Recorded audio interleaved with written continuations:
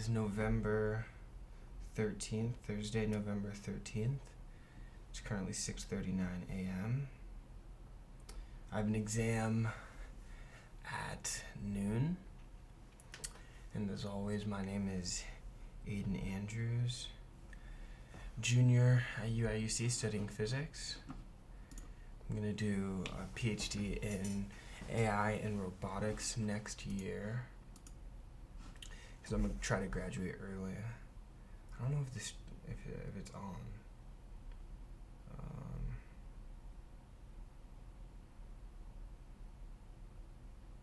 This one, 54 seconds ago.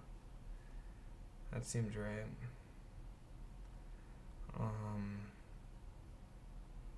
But yeah, so I'm gonna study. Yeah, perfect.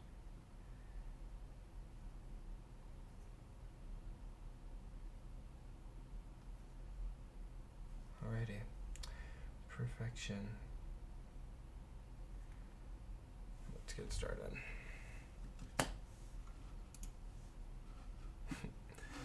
Seems like no one's awake this morning.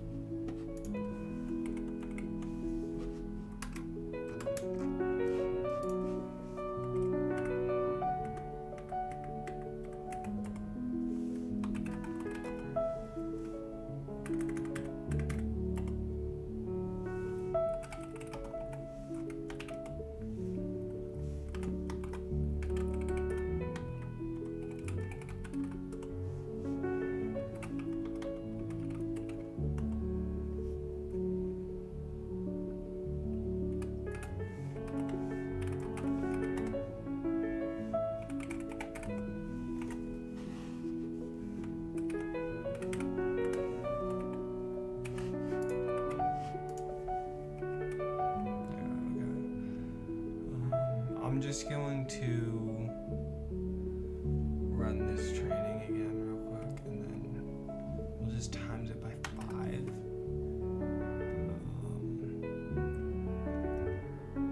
And then we want to activate Laura, so I'm just gonna do that real quick. Laura rank, we're just gonna do rank 4 or something.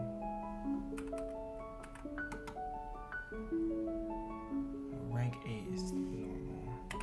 I'm pretty sure I'm gonna get out of memory, so.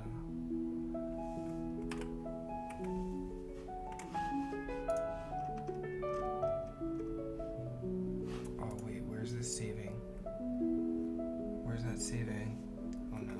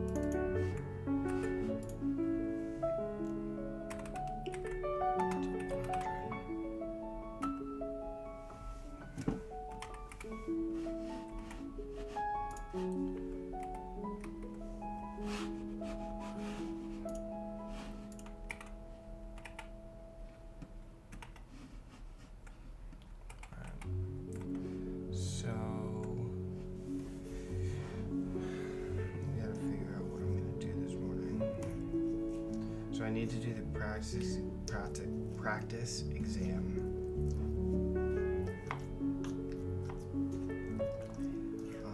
I need to make my equation sheet. That's like the most important thing, but it really shouldn't happen until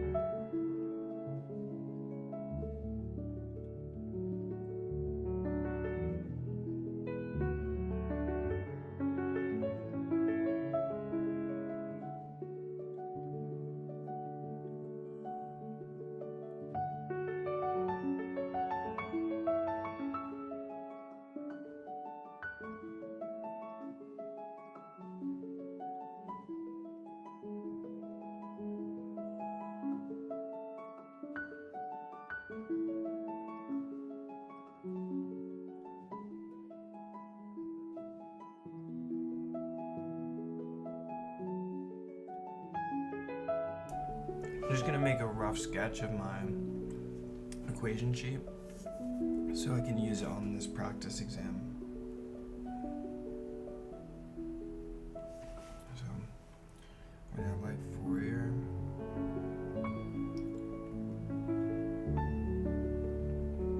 Up here. Somewhere down here we're gonna want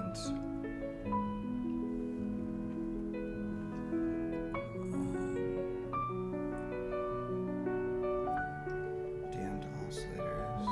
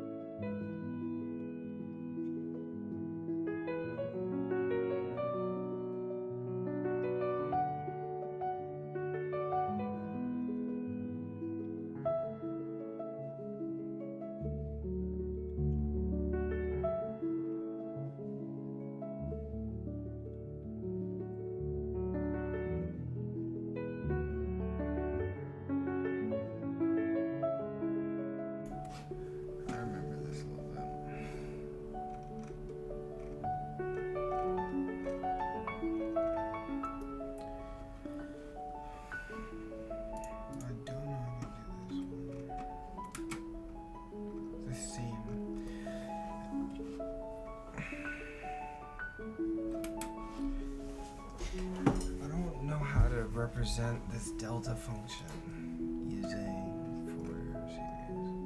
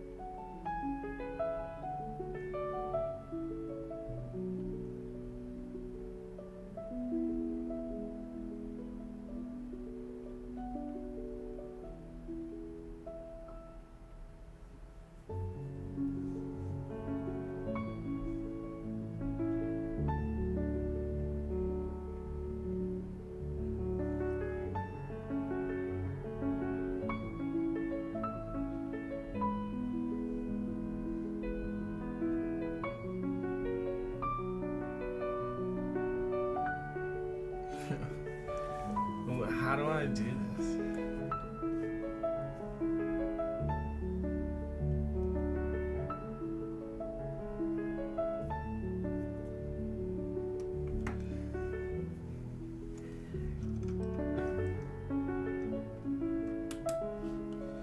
We're taking a sum of the delta function.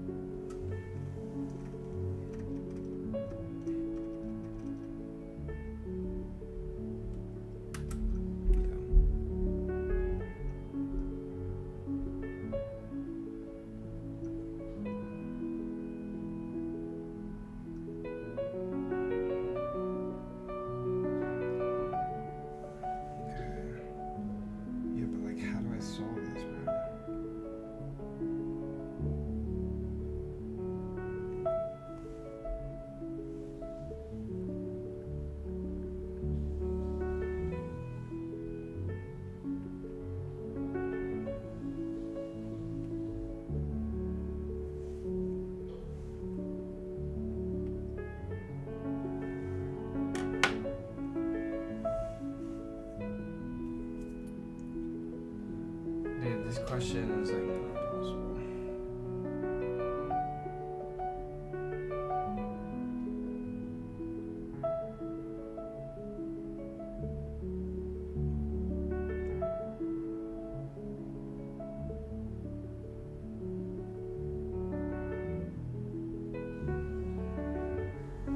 No, I'm just kidding.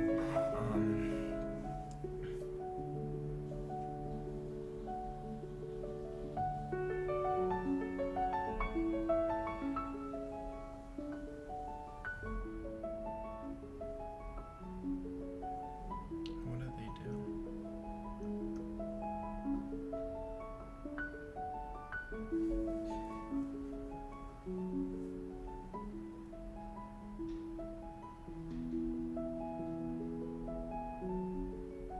And so they say that over the interval from 0 to 2, we have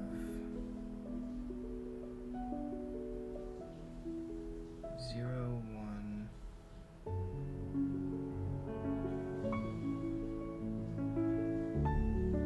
0 from the left. Is that what they're saying?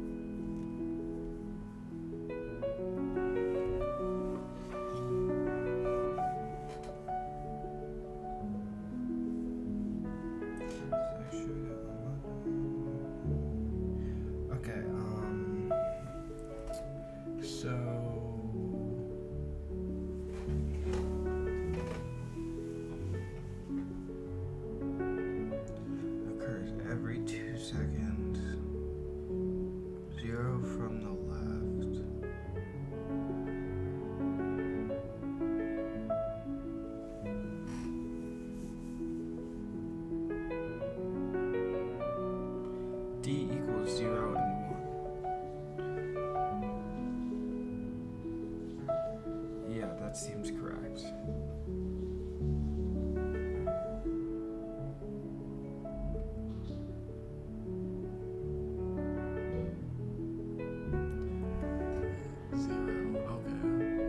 What could be 1 and 2? Oh, no, it can't because... Wait, yeah.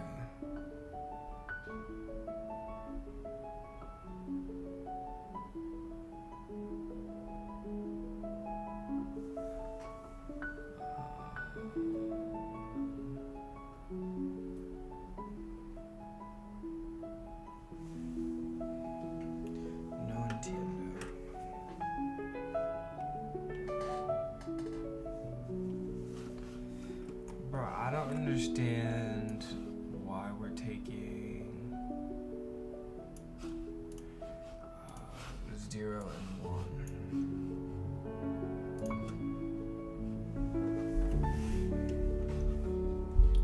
D equals 0 and D equals 1.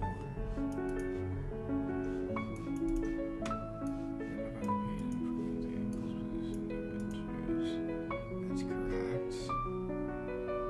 That is also correct. I think. Looks right. Yep, that's right. That's what I have.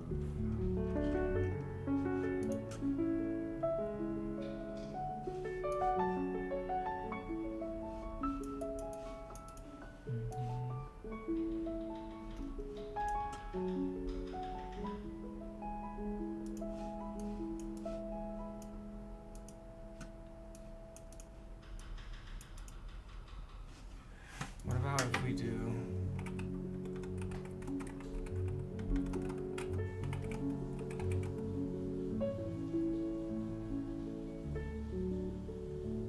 what's our interval? I said 0 to 2.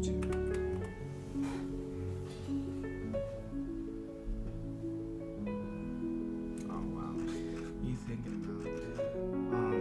Okay, but in any case, over the interval minus 1 to 1, wouldn't you have 3 values?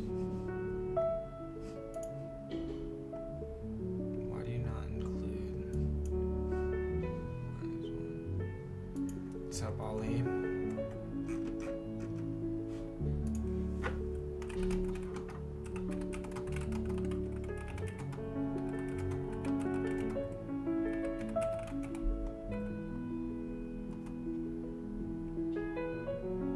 Oh, here, he did 3.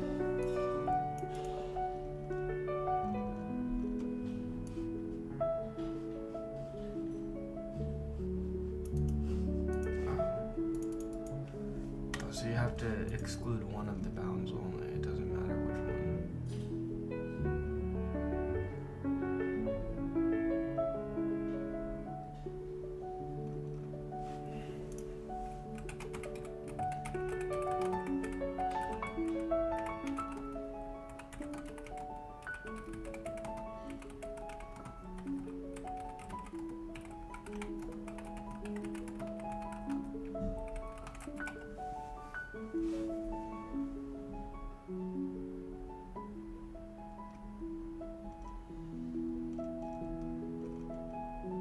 This thing no ass at all.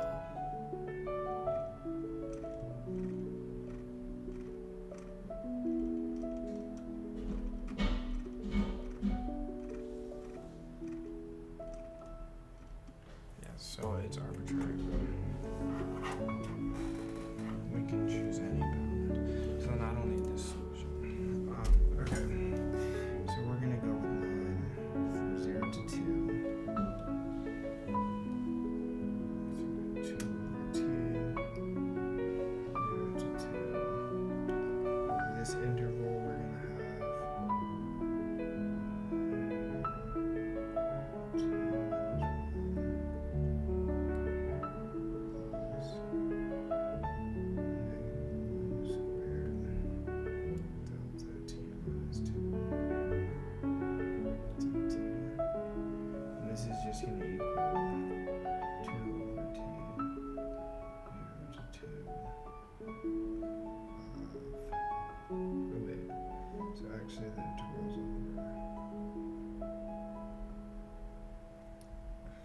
it's just going to equal negative 1 squared at t equals 2.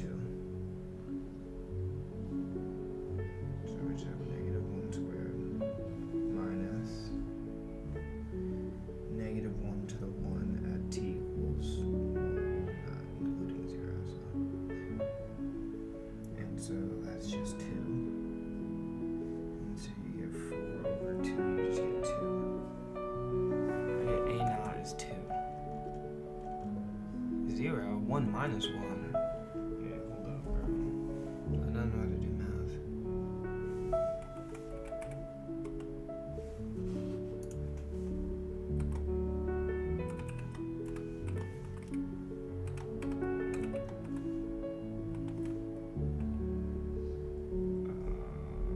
Excuse me, sir.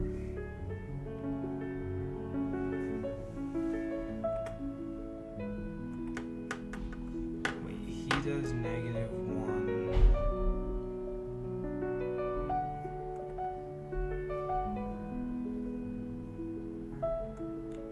He does 0 and 1. 0. It's still 2, yeah, like what?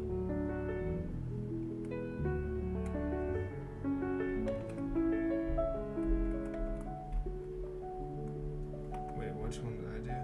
Oh no, 2 and 1, sorry, no, 1 and 2.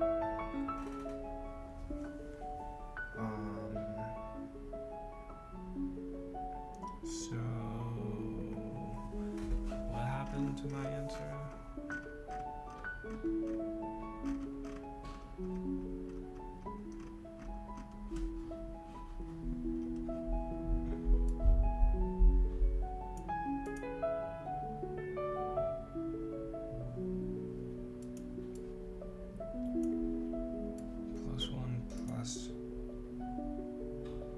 See, that just makes no sense.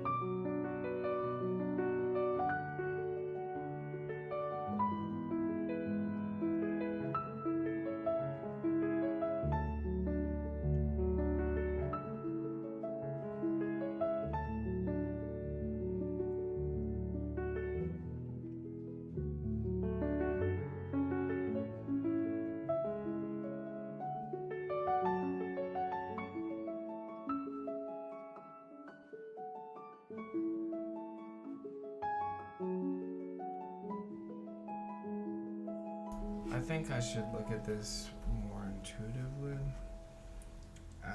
So if we're saying from 0 to 2, we're including these 2 points. I don't care about what the math looks like. I don't care. At 2, we have 1. Minus what we have at 1 is minus 1. Yeah, wait, what? Okay, minus 2 again. Or, 2, positive 2.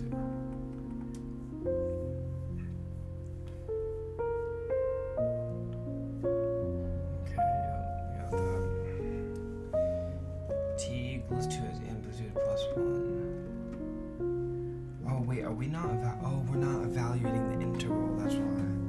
Yeah, that's my problem. We're not evaluating the integral. This is legitimately a plus. The integral just disappears. Yeah, the integral just disappears. Right, okay. Let's continue. Well, we know b of n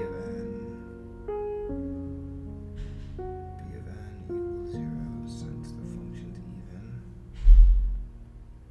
Function's even.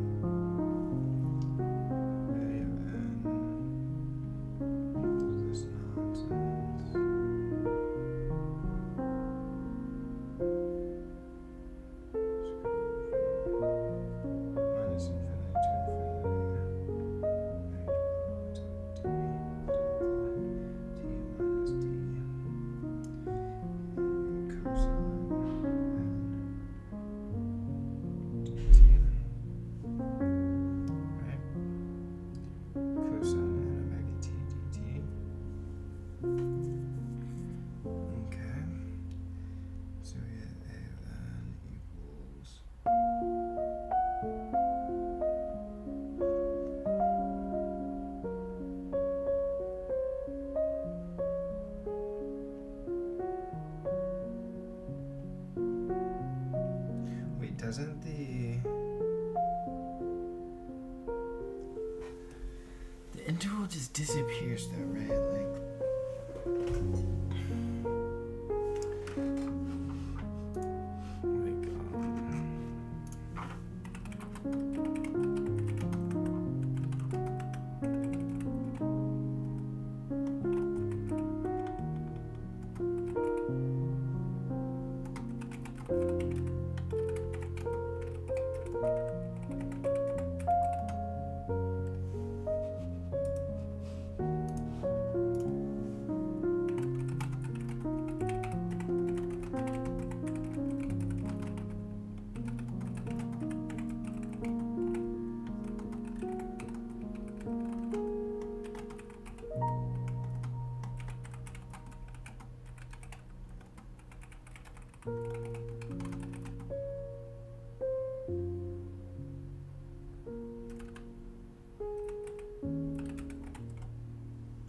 This is like poorly worded.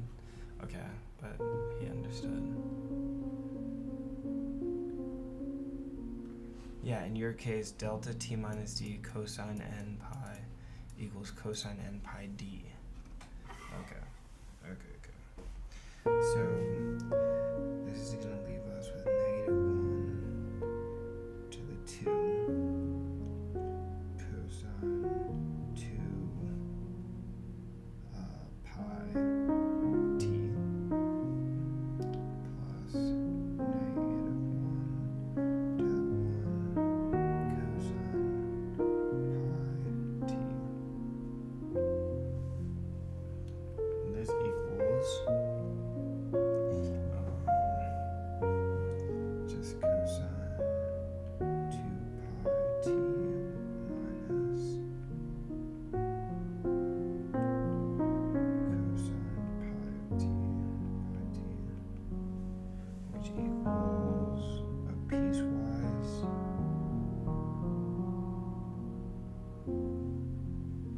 zero if t is even. T is even, and 2. No, 1 if t is odd.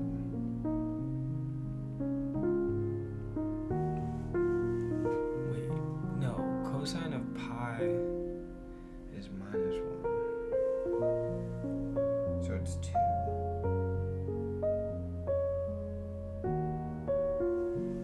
It's 2.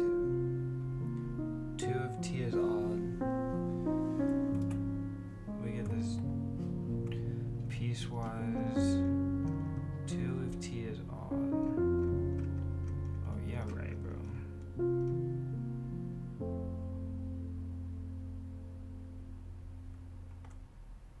Oh wait, n. It's not t, it's n.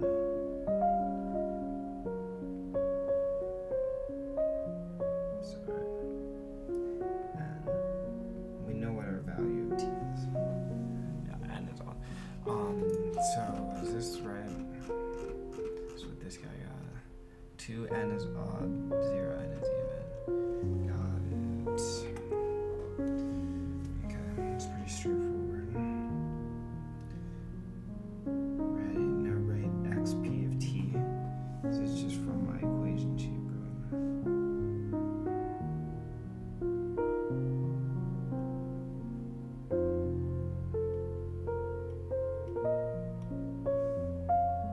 So literally what I'm gonna do on the exam. I can actually explain it a little bit too, but because they're gonna make me, it's gonna be so. Okay, a naught is 0, so I don't care.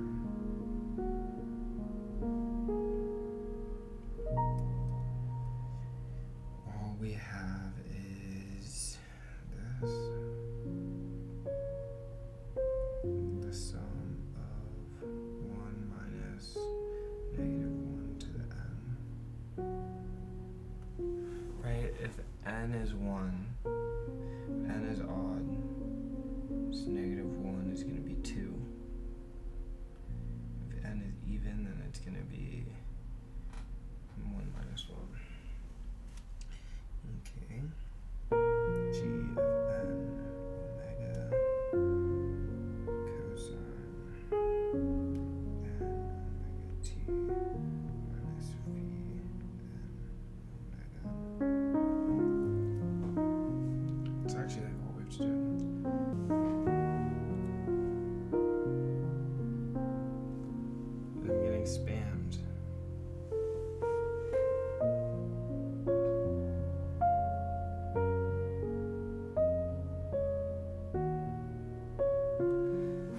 keep getting added to these like spam. I don't know. I think my Snapchat got like leaked in some.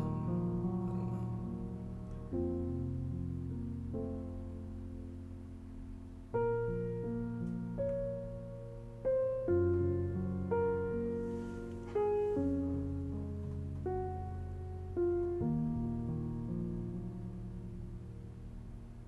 don't know.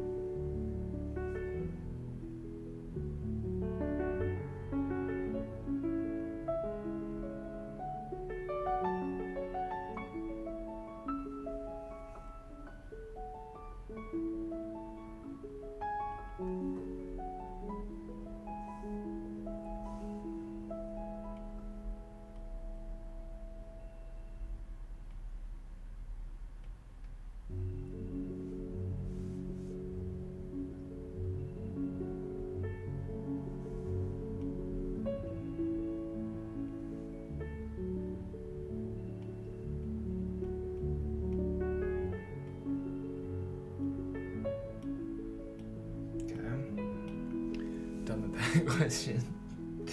Done with that question. Under what conditions will the response be resonant? If and only if. Pretty sure this is like 0 or something. Wait, that's not possible. This is 1. Right?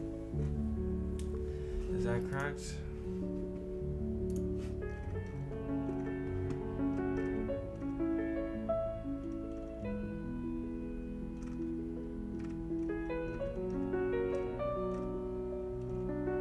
There are 2 conditions. Wait, resonant.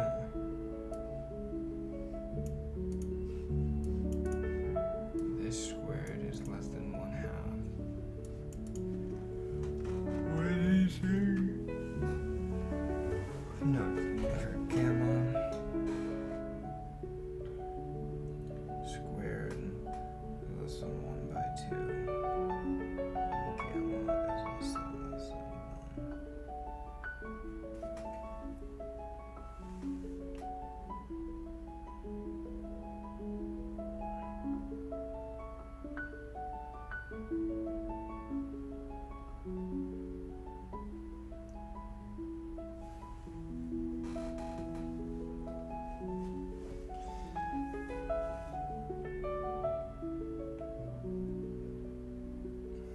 Okay. Where do I put this? Guess we'll put it in delta functions. 'Cause 1.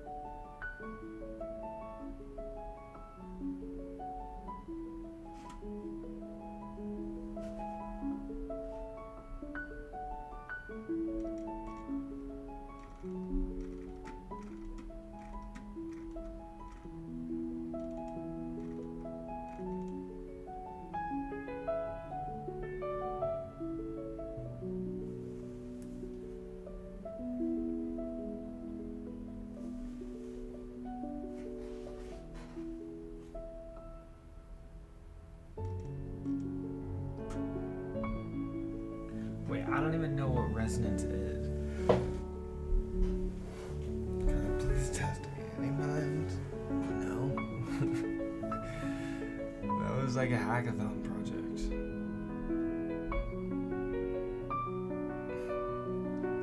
Yeah, that's like not, it's not like an app. It's not maintained. And I don't pay. It is LLM calls in there, which I'm not gonna pay for.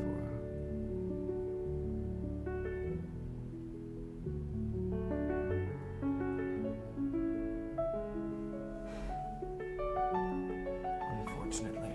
You can download the source code and spin it up yourself.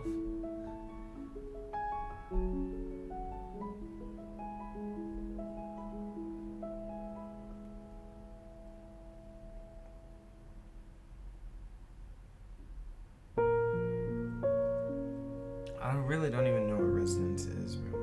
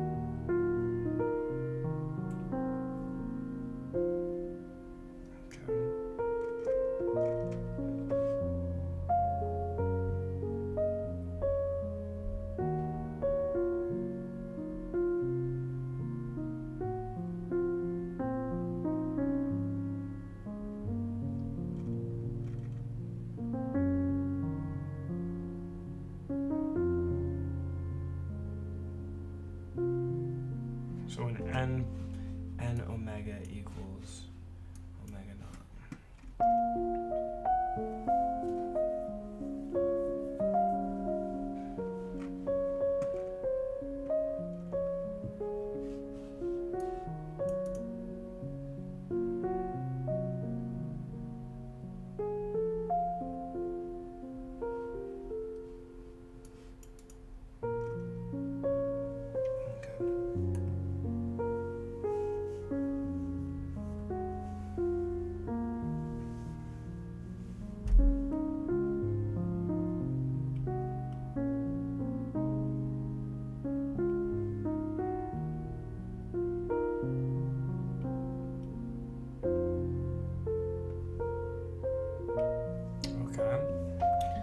So then what are we talking about? What is this gamma?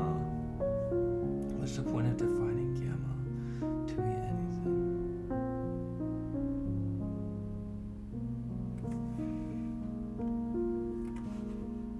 What about, what's the point of defining these?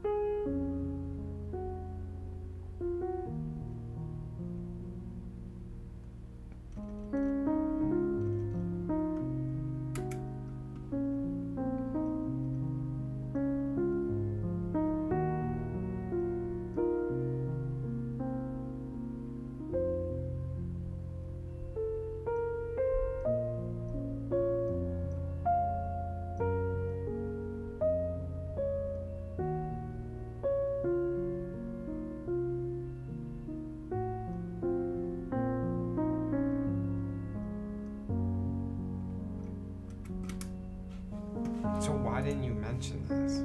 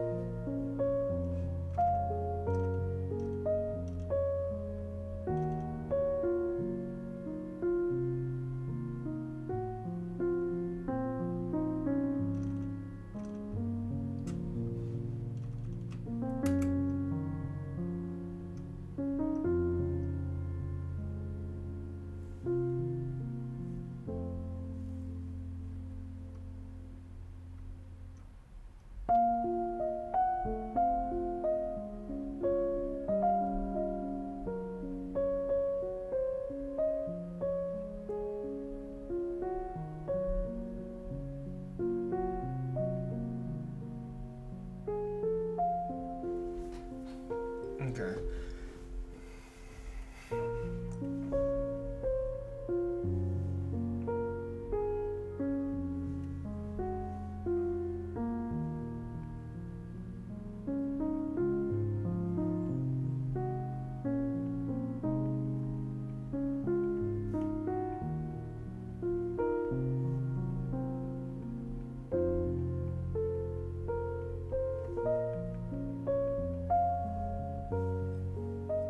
Which occurs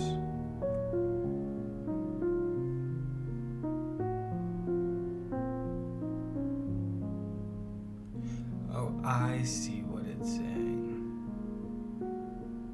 Wait, no, that's 0 though.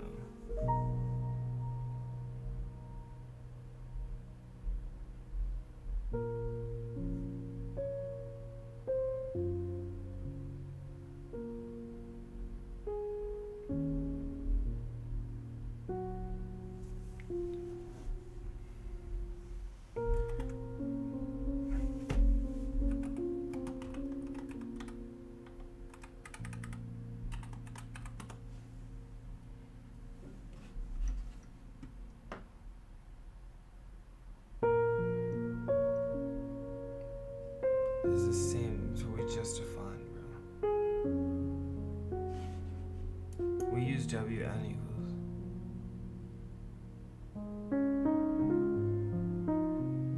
Okay, bro.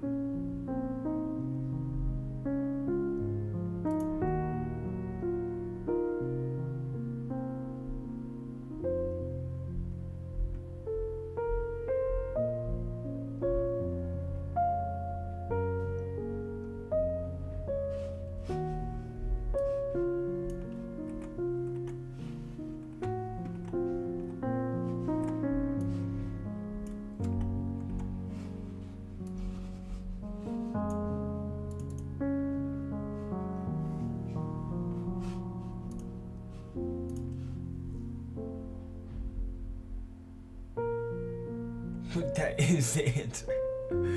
That is the clean, correct answer. What are you talking about?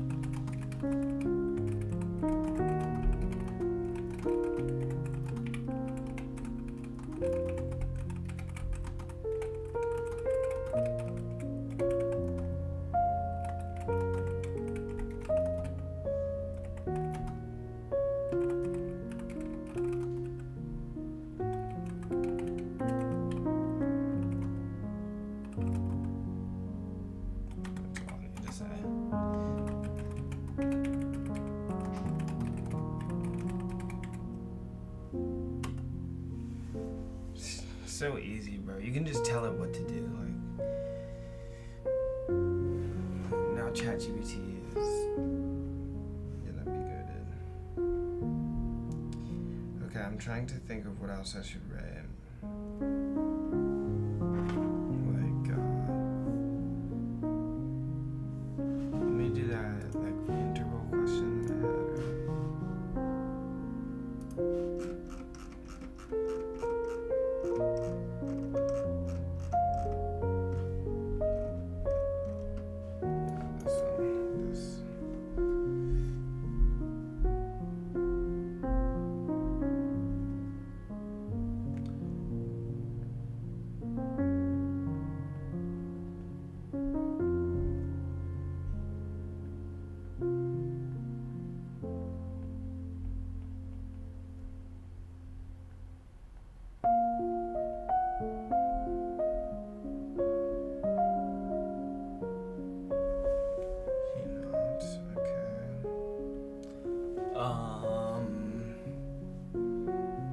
There's really nothing else, like, there's all homework 9.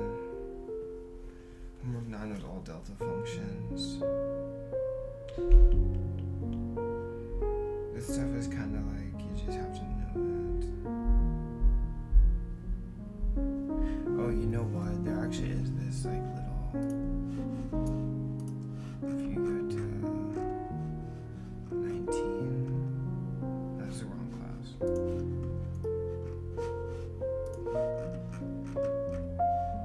Lecture 19. There is actually, like, some equations that you need to know.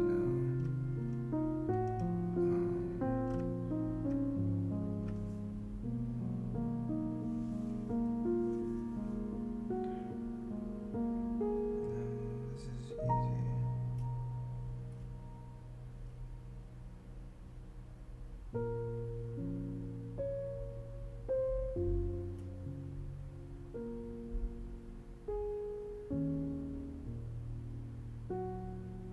F of t equals I naught delta t plus I naught over 2.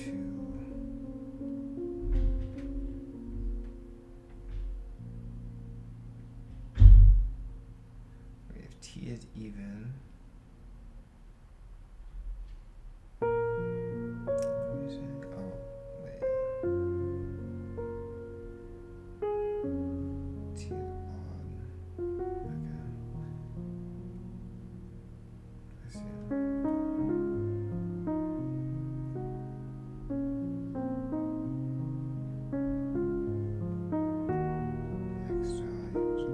Oh, right, I remember these. Yeah, so we do have to write this stuff.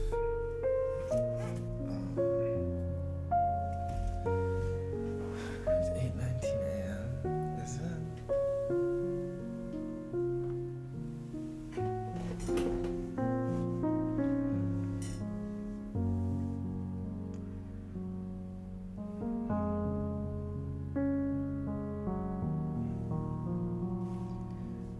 So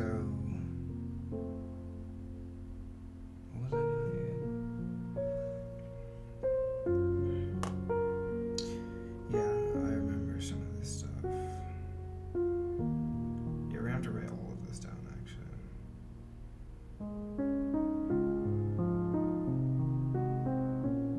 This is the most annoying. These are the most annoying questions I've ever done.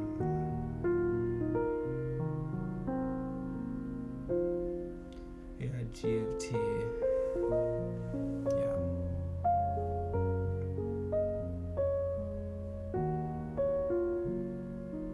Yeah. So I'm going to write that on my equation sheet. Oh, yes. We're going to have to write that. Okay. Let's go back to delta functions. Okay. I actually remember this stuff now. The convolution integral. So we need this. We should probably write this as well.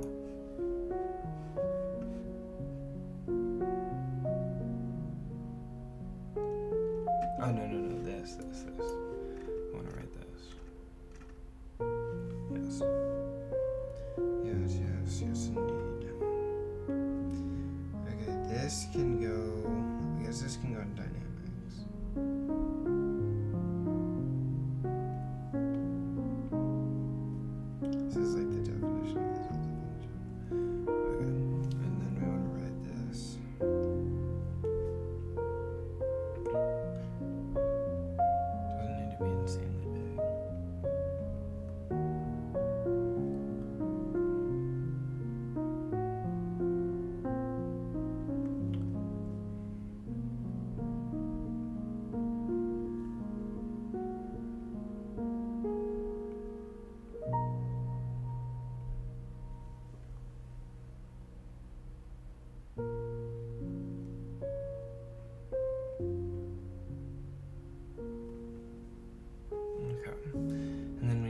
definition of x of t as well.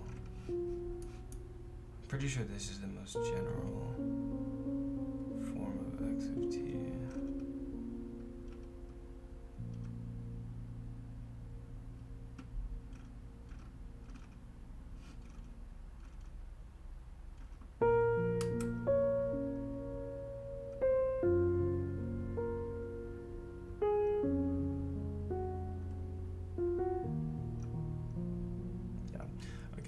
So this is the most general form of x of t.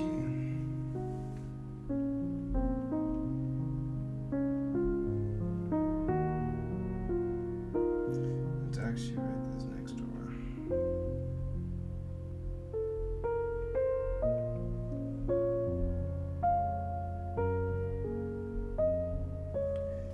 Infinity to infinity f of tau g of t minus tau d tau. Yeah. And then we have this g is what time is the exam? The exam is at noon. The exam is at noon, yes.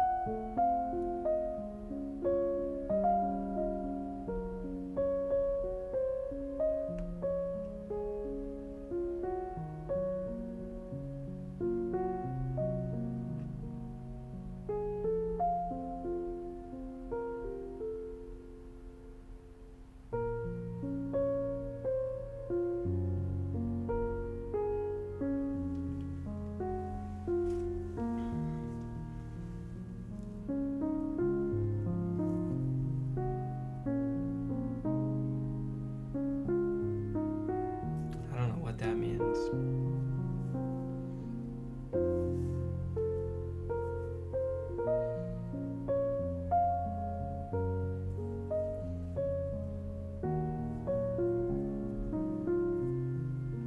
Okay.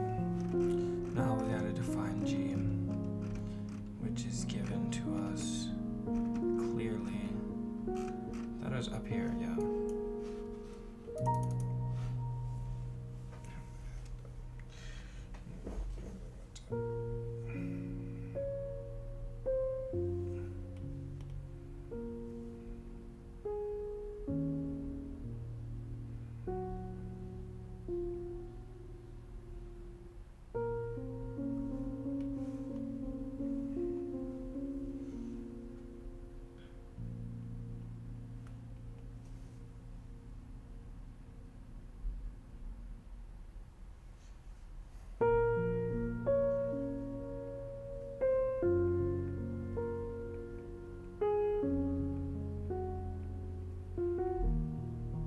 Bro, can t even be less than 0?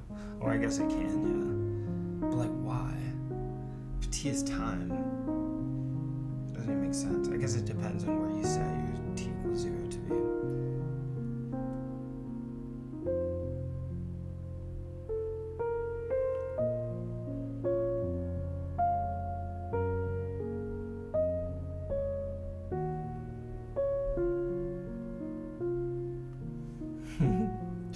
Bro, the printer is gonna hate this shit. We can make it bigger.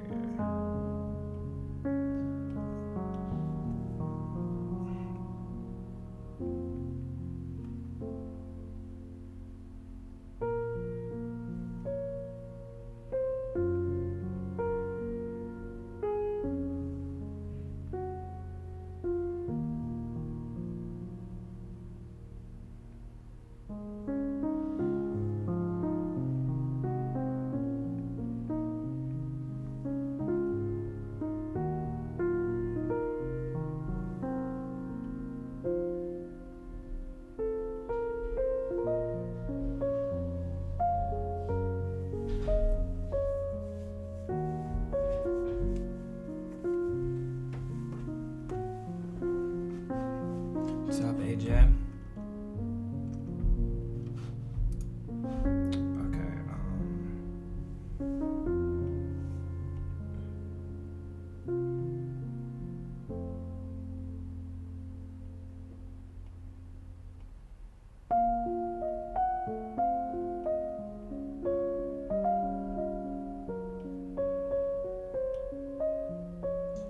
Okay, next thing that we need to know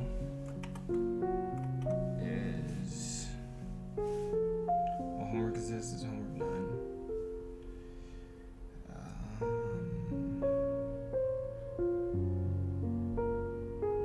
No, this was like really easy.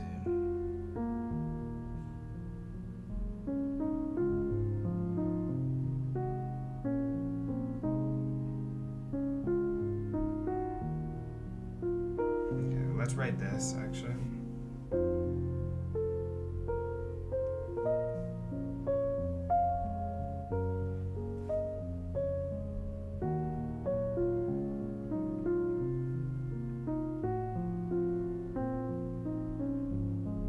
Okay, let's make it even more general.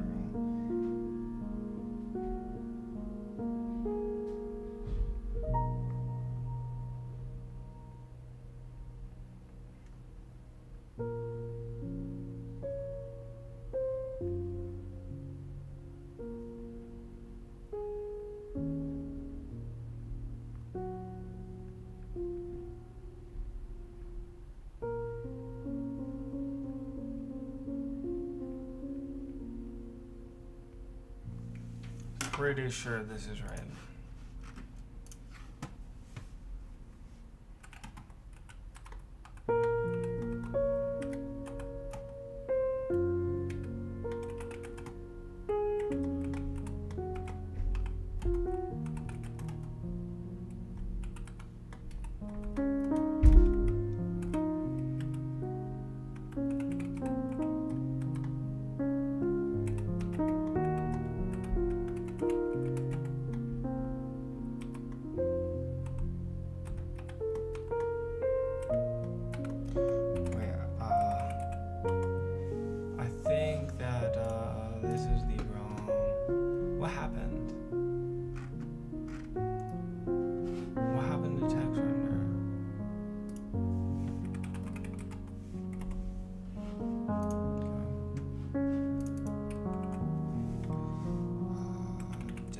I'm pretty sure it's a capital D. I'm pretty sure this is the lowercase one. Oh no. Oh, okay, good. So lowercase is right. Oh crap. I'm wrong, it says.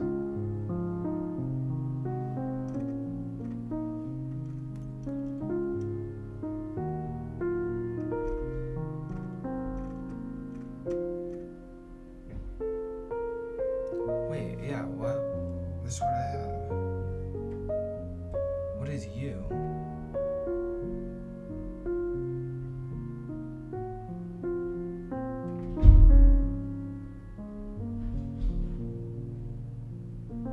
Wait, what is U? The Heaviside step function?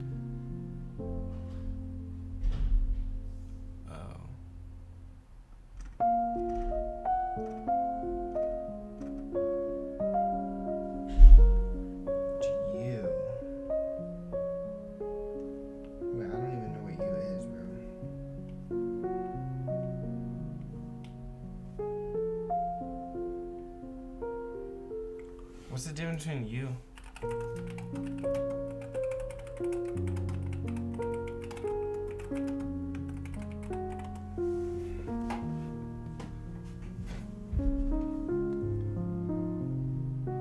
Not similar.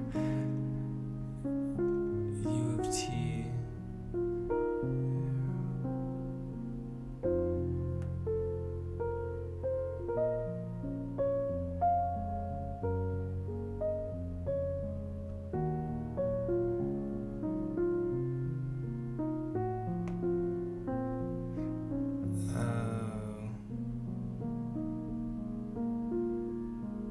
Dude, this whole homework assignment, Dude, I'm gonna get so many points off for that, bro. Bro, the whole homework assignment, I used delta instead of U.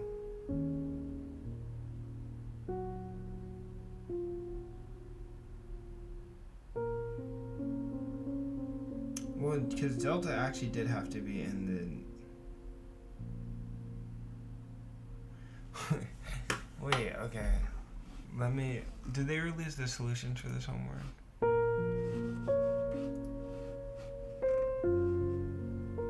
No. How are they not gonna release the solutions, bro? This stuff's gonna be on the exam. So I just have to take ChatGPT's word for it. Unbelievable.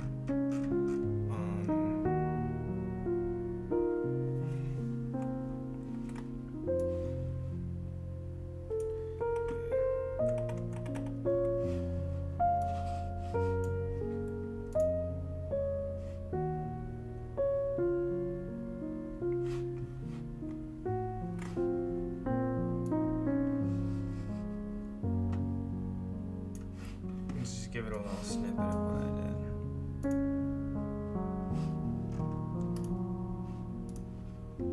Dude, them getting vision, or like making the vision so much better is like actually good.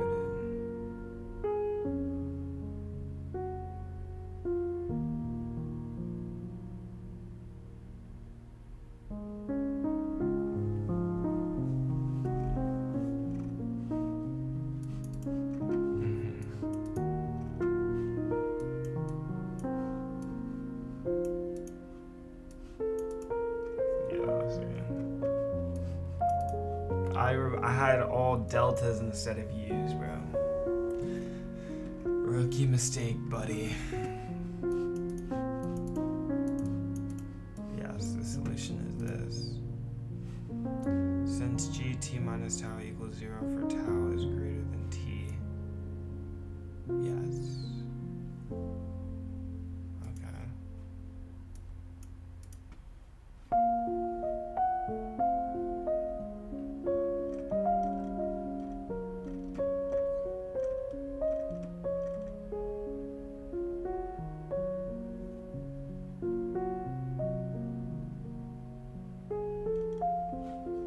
X of t equals 1 to 2.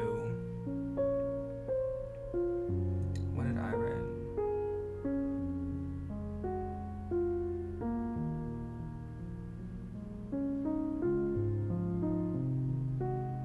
G of t minus tau.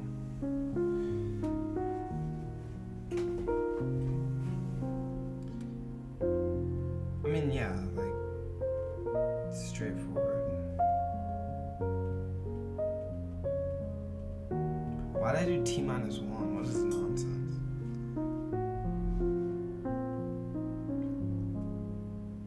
From 3 to t. 6. Yeah.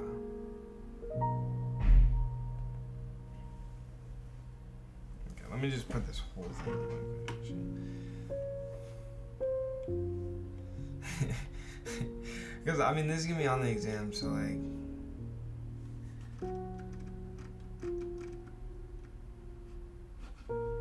Yeah, let me just put this whole entire thing on my...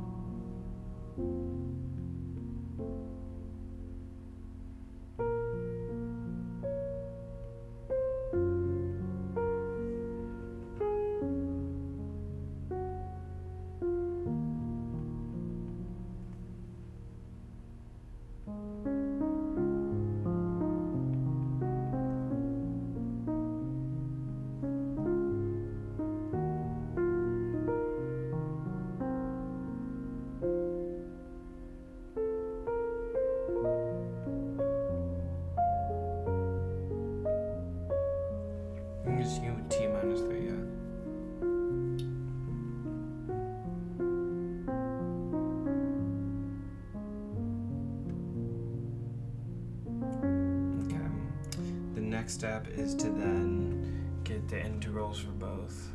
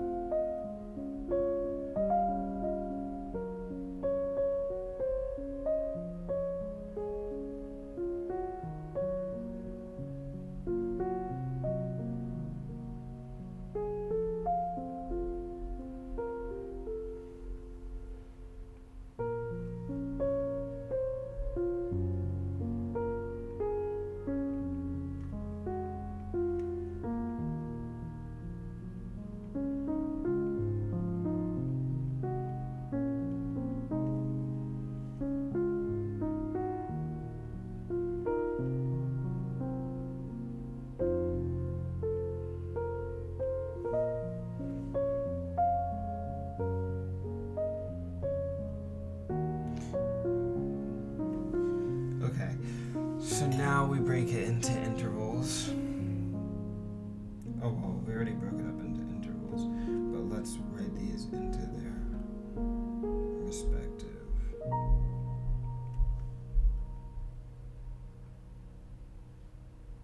This is going to be from 0 to 2, or 1 to 2. 8 of G. Is it T minus tau still? Yeah. T minus tau. T tau.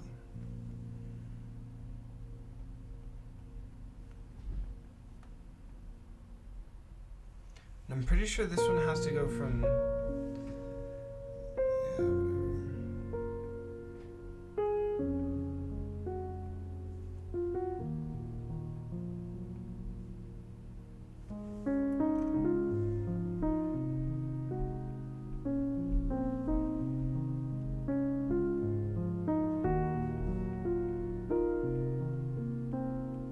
Wait, but I remember...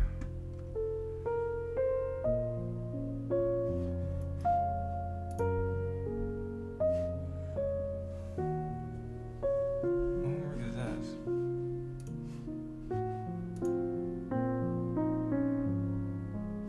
Yeah, I remember my answer being really long.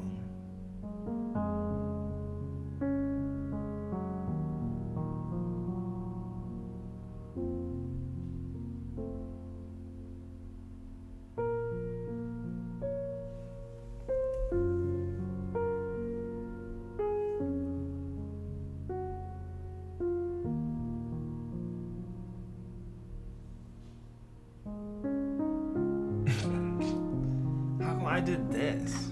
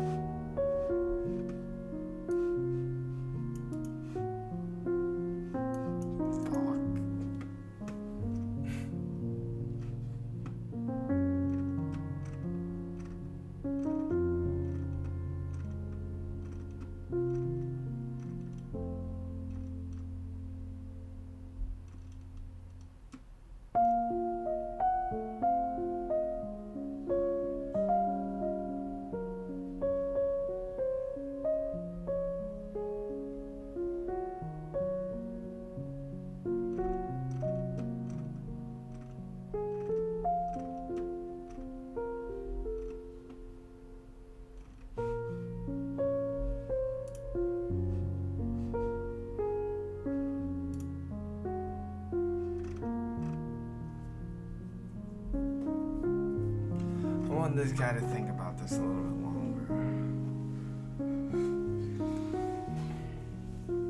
I could have sworn that was maybe right.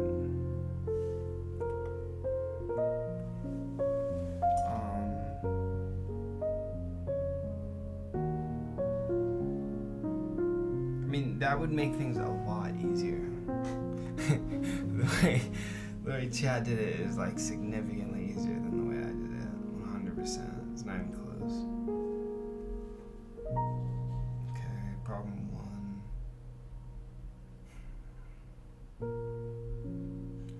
so I did all these questions wrong, bro. What a drag. Yeah, but in the lecture notes, bro, he never mentioned this U function, I don't think.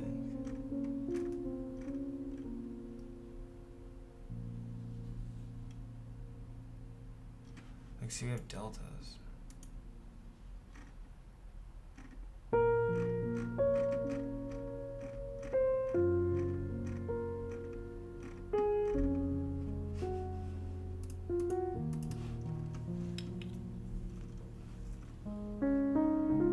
Oh, we should write all this stuff, actually.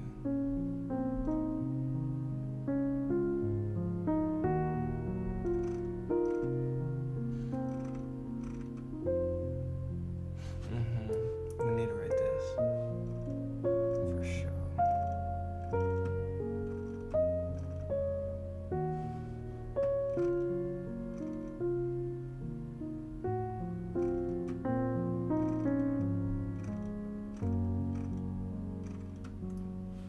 There's not one mention of you.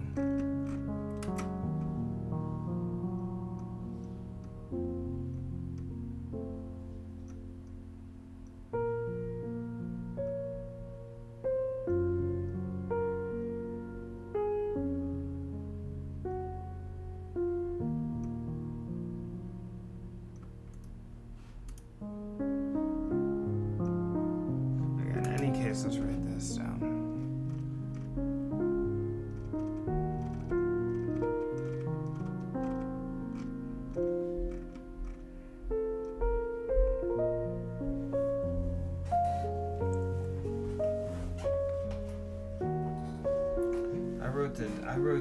I wrote these correctly, I remember.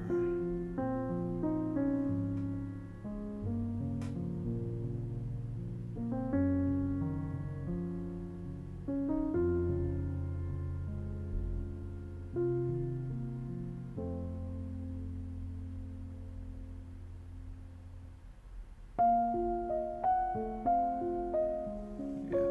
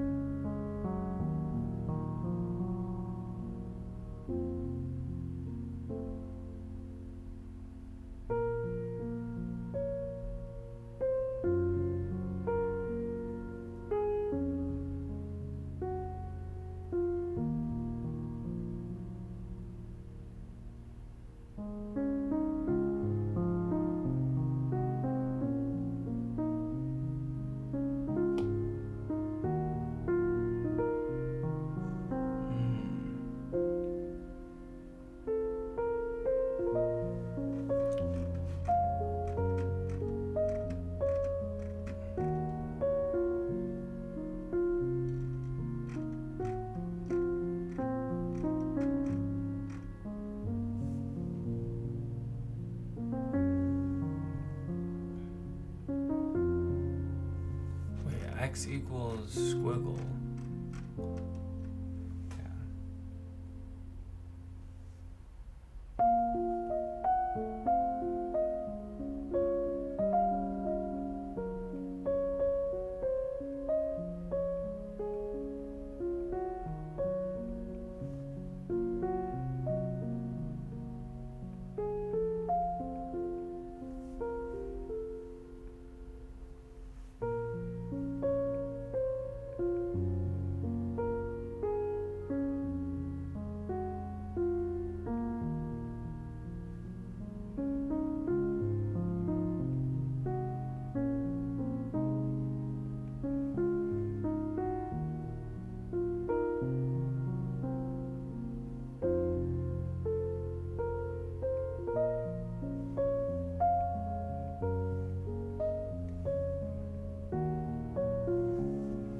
That's right.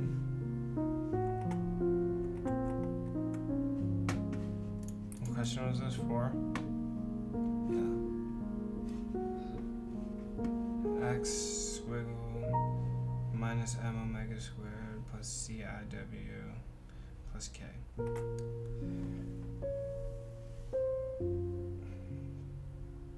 Okay.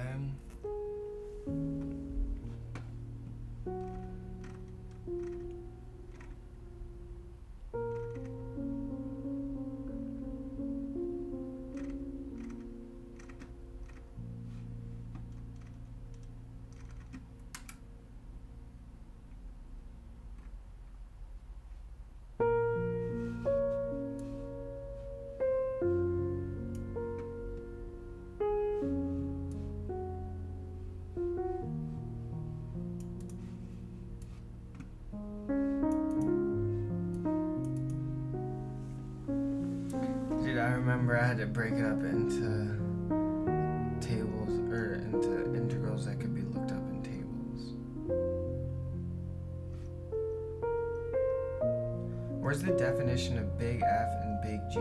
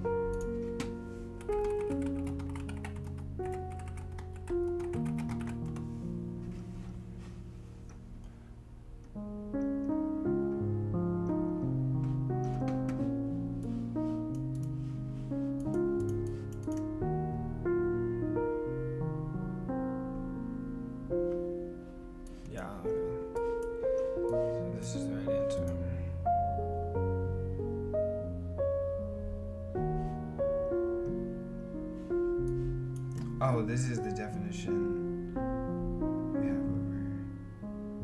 over here. Wait, no, it's not.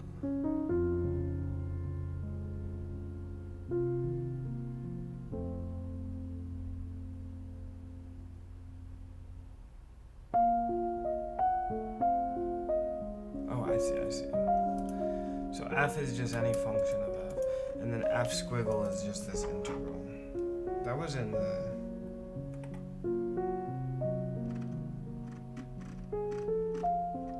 Except he has it in lowercase. He's at lowercase for some reason.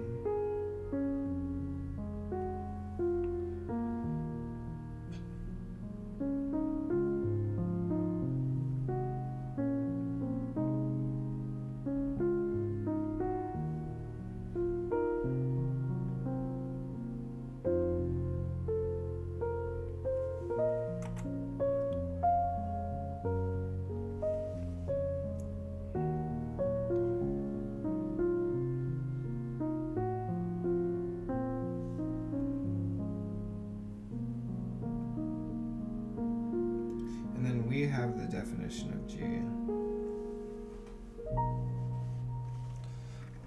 Yeah.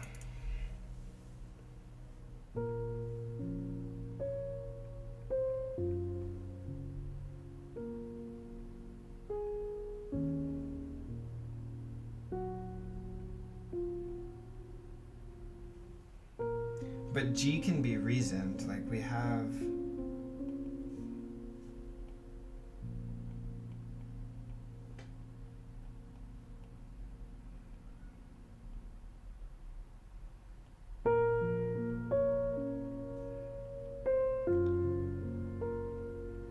Right, and this has to equal F squiggle, G squiggle, so this means G squiggle.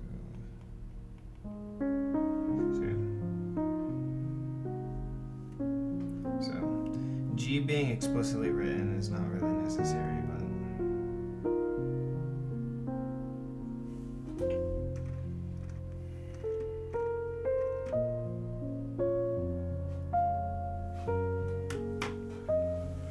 dude, how do you get the squiggle?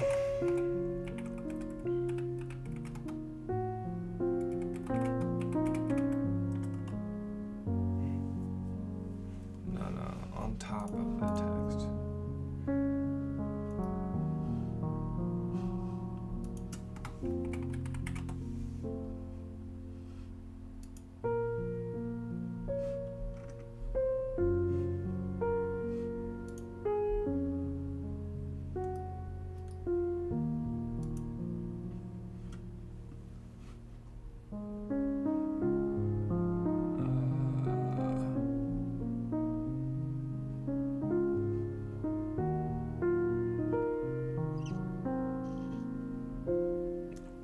What is going on here?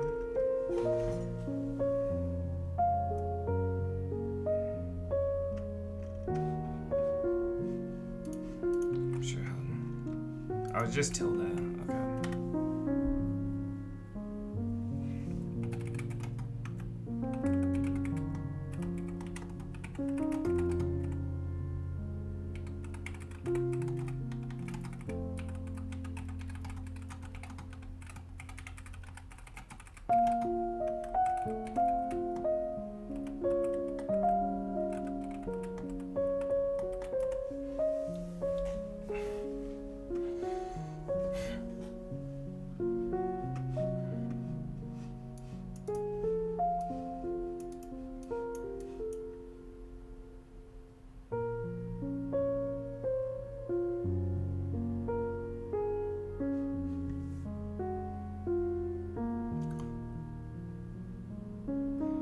It's just a Fourier transform.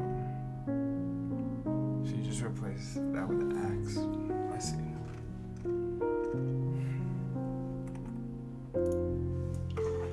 Okay. What was next? We're on homework 9.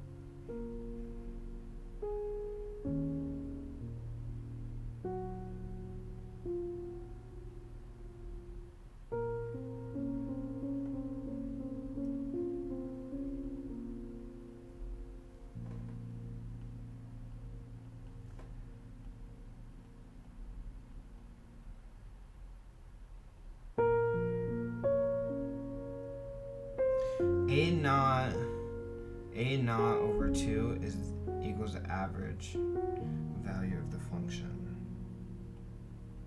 Right? So A naught is going to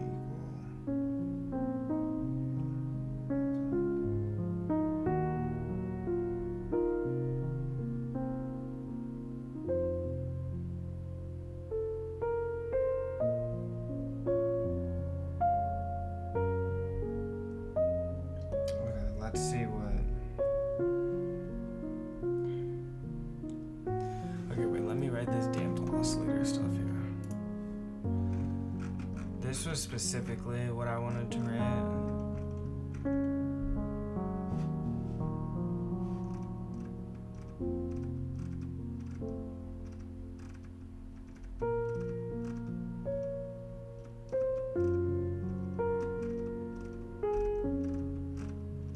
So say we have some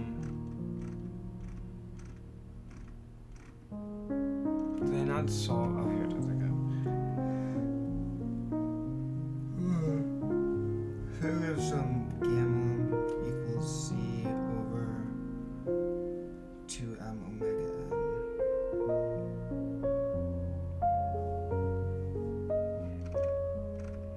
Right?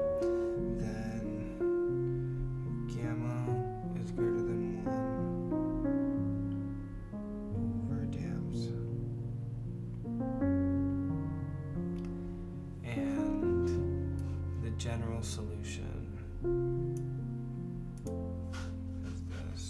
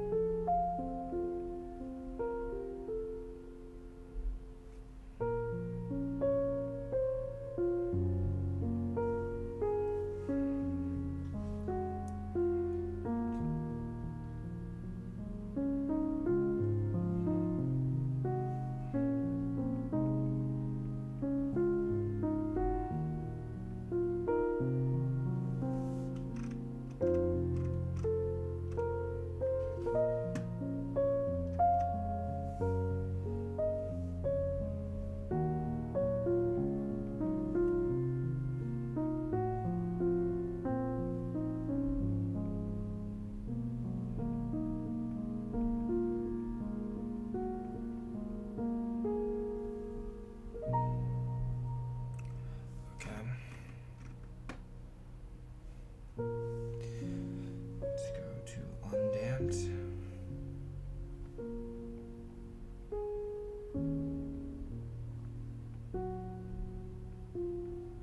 This also means c equals 0.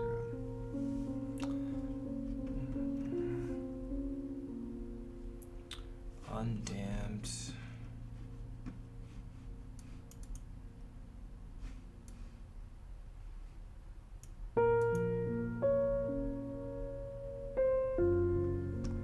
Solutions are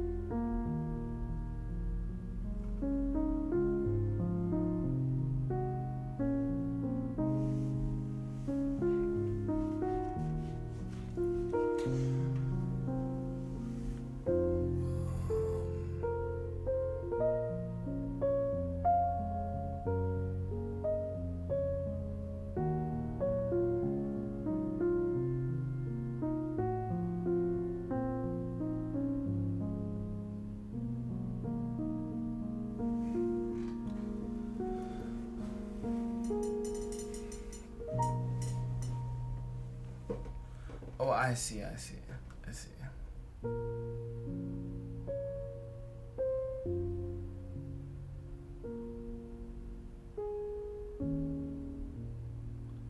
Wait, how come there's a sign?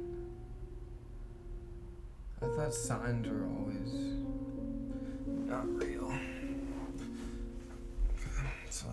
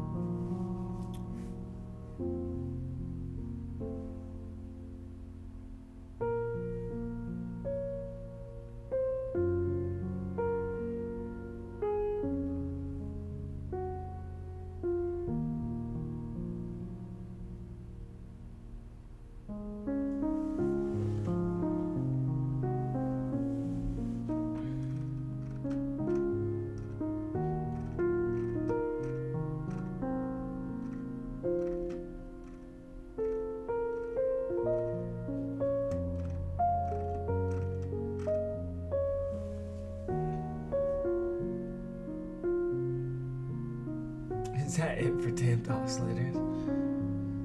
Dynamics. There are some useful dynamics, actually. This is gonna be homework 6. Yeah, so we definitely need this. Oh yeah, okay, wait, we need a lot of this stuff, actually.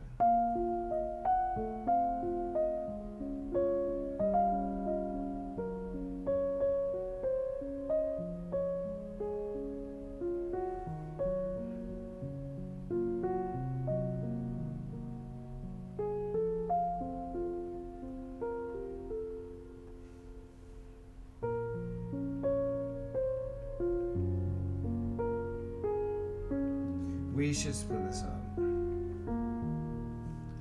into pendulum and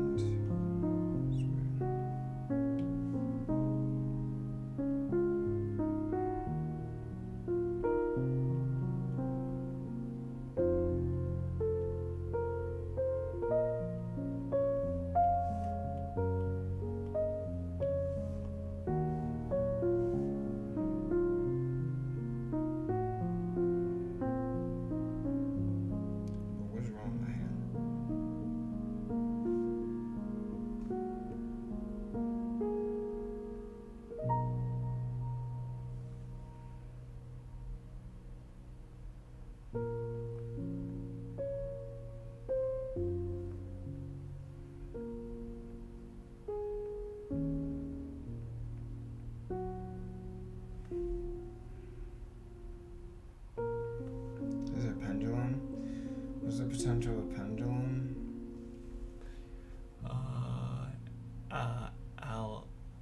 LMG sine.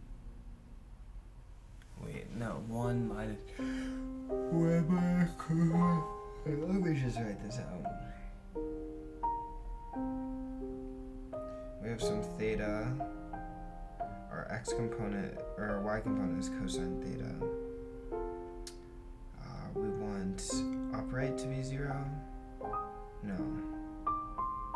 We'll say hanging is 0, cosine of 0 is 1.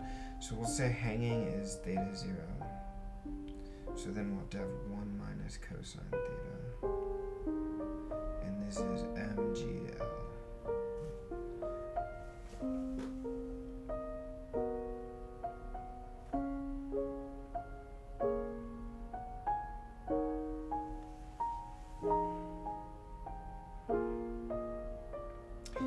I actually recall that you can make it negative or positive, but I think it doesn't matter. It's arbitrary. Okay. VUT. Is there anything else that we need to write?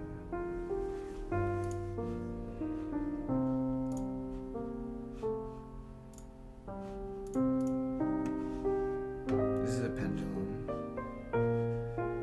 Theta max.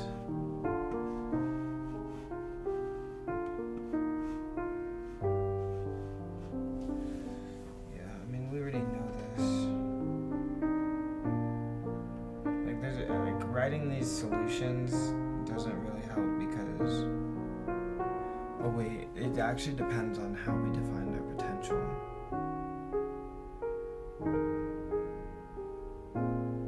Yeah, E equals, okay, so we do positive. We defined it as positive, so it's fine. I think I only did it as negative when I was redoing the homework, not when I did it the first time.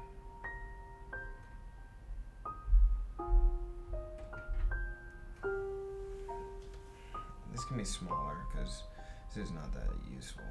I mean, it could be useful in a question, but you should easily be able to solve this. Like, you just set, you just consider only a turning point when U is at the maximum.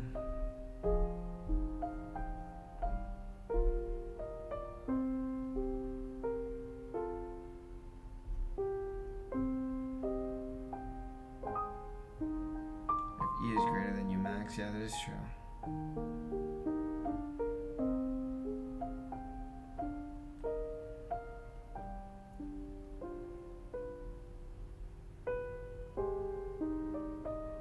What's this? How large must the energy E be such that the pendulum whirls around rather than just oscillates? Yeah. I think E equals 2 mgl is like pretty undefined.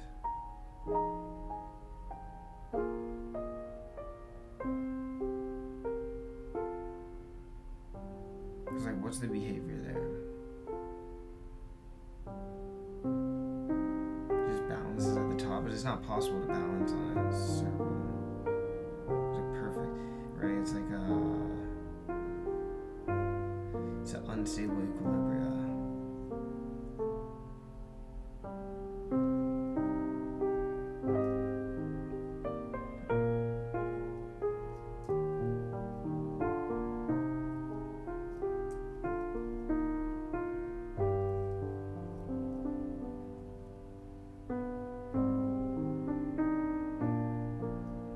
Max speed when U equals U min, yeah. U min is of course 0. Like what?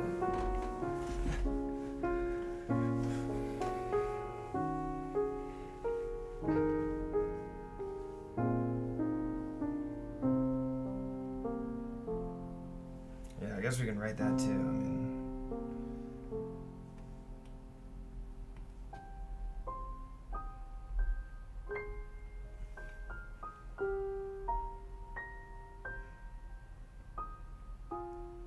I mean, this is useless stuff to be writing down.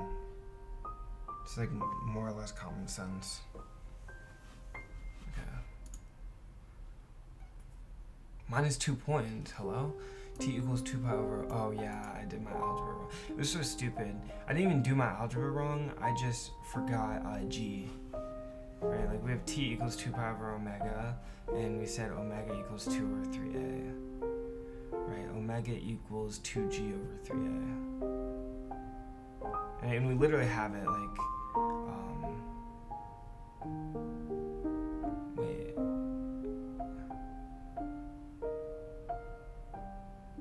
Wait, why would we get, wait, hold on. So this is undamped, obviously.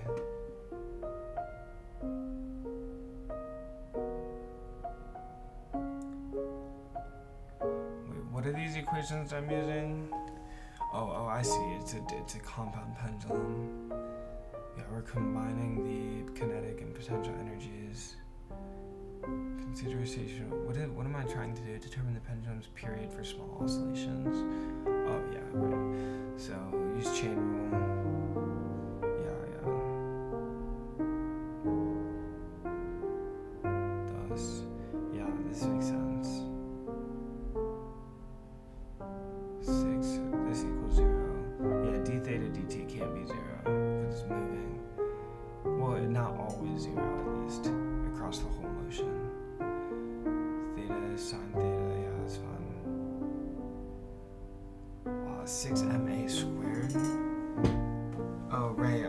that's where the issue was. Okay. So there's supposed to be a G here. It's 4GMA sine theta. Yeah, it's 4MGA sine theta. And so then you get 6MA squared by, no, you get 4MAG by 6MA squared, right? 4MAG by 6MA squared, right, where A's cancel. Just over 2G over 3A. And so you get T equals pi squared 4 in the numerator, so you get 8 over 3A. Or 2 pi, right, 2G over 3A. Wait. 3A over 2G.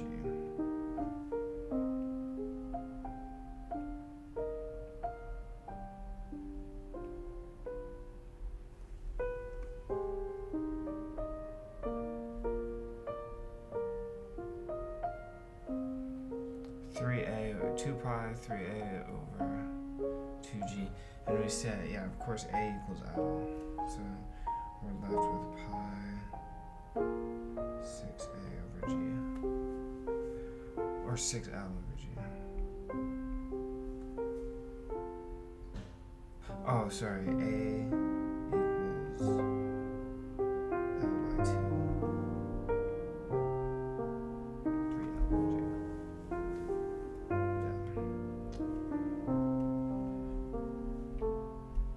So, I mean, -2 is kind of crazy, but it's valid. Like, I actually did lose 2 points here. This was actually incorrect.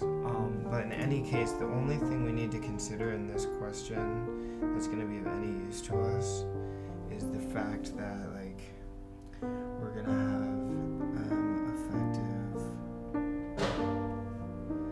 theta double dot plus C effective theta dot plus K effective theta equals 0.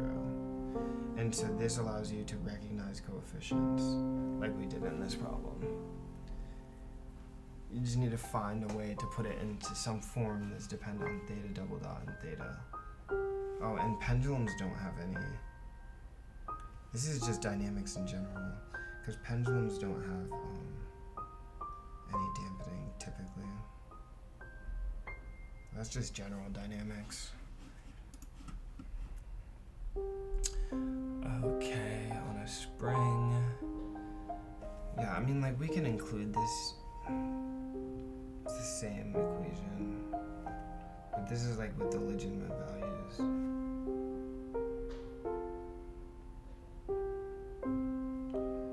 Well, this one is kind of for pendulum, actually. This actually is for pendulum, because the only way your movement is going to be dependent on theta is if you're like with a pendulum or something. Okay, so this is cart on a spring. Equilibrium du dx is 0. Equilibrium of what? Where the potential has a minimum? Oh, you're trying to find the critical points. Okay. Yeah, you're trying to find critical points du dx. And then this is like you should take the second derivative to prove that it's a minimum, but it's fine. Determine the system's potential energy in terms of the particle's position. So say we have some x of t, or we measure. Okay, so the potential given by a spring, of course, is just 1/2 k x squared. X is going to be given by.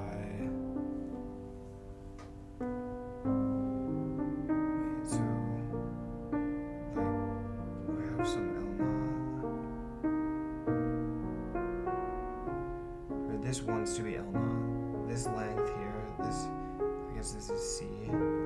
C minus L naught, right? this is just going to be our motion. And so we have our x here, and we have L, so this is just going to be root x squared plus L squared minus L naught. And that's going to define our motion. It's strange that you can use x there. It's kind of unstandard, but you know, it's fun. U equals minus 1/2 L minus L naught. Or let's just do x minus L naught. It's more general. Squared, yeah.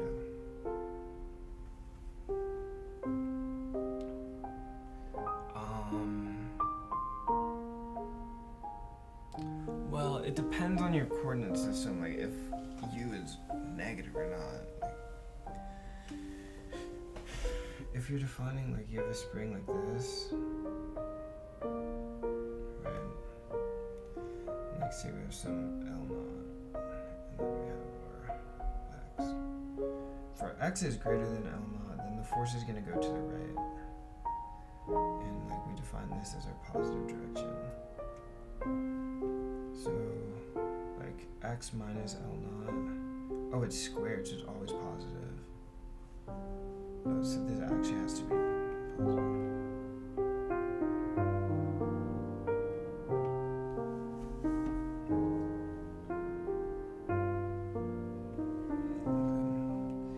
E equals t plus u, of course. We have t equals 1/2 x dot squared.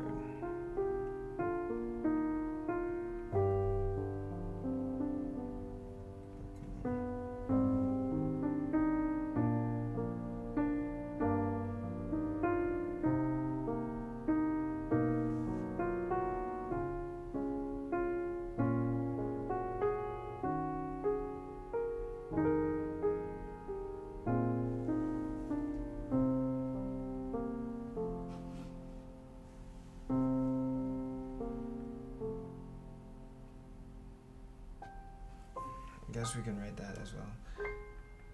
K effective.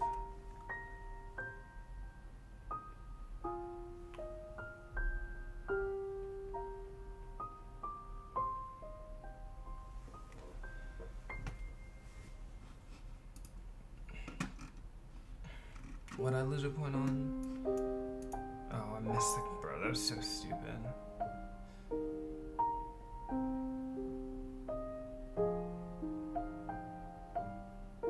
Yeah, C is the max. T is obviously given here, 0 to. Well, actually, that's not going to be valid. It's just going to be 2 times. Or here we can go from minus pi over 12 to pi over 12, so you get 12 pi over 12, so you just get pi. T is 2 pi over, no. Yeah, T is just pi. T is pi. Then omega is going to be 2. Yeah. And then that's like it. It's literally it. Oh, phi. Oh yeah, we see cosine of 0 equals 2.5.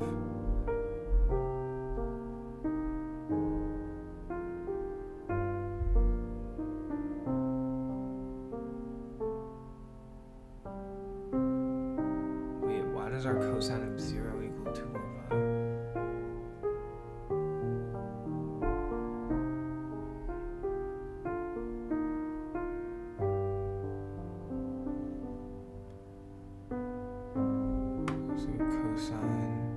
Cosine of 0 equals 2.5. So cosine of phi 1 at t equals 0 equals 1/2. Yeah, that's right. Yeah, 2.5 equals C1 cosine phi. C1's 5. Yeah, so then you can just do theta. And then for sine, you just move it by pi over 2.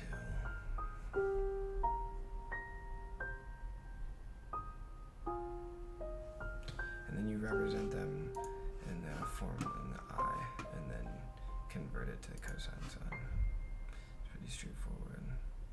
Oh, here's a damped, or I guess it's not damped, but it has multiple forces.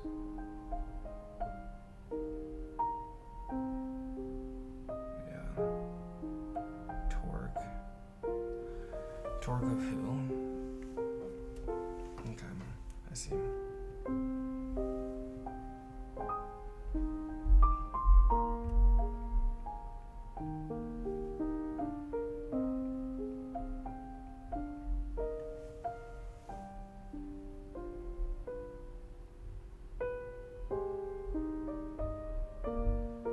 Torque is R cross F.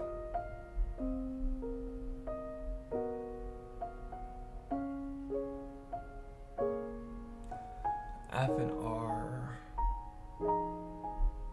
Yeah, F and R would be tangential. F and R is perpendicular to F. And so you get minus C L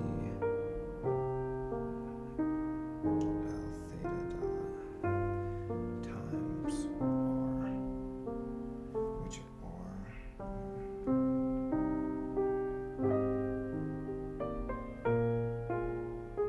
because R equals L, R hat, and F equals minus C L theta, whatever direction F is in.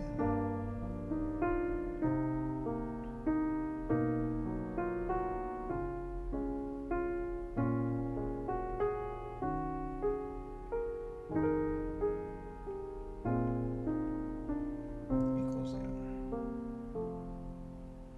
sine of 1, or sine theta equals 1.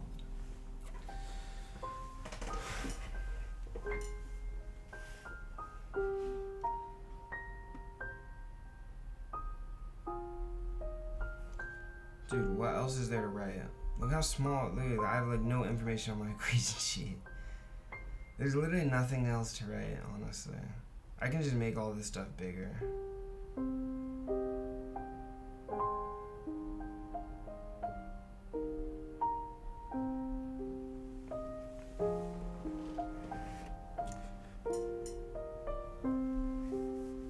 Wrote all the dampening stuff. Yeah,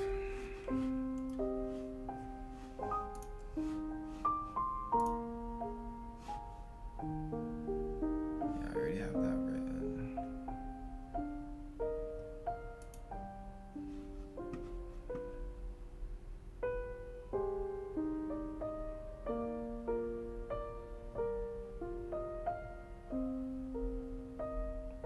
Oh, homogeneous and particular solutions.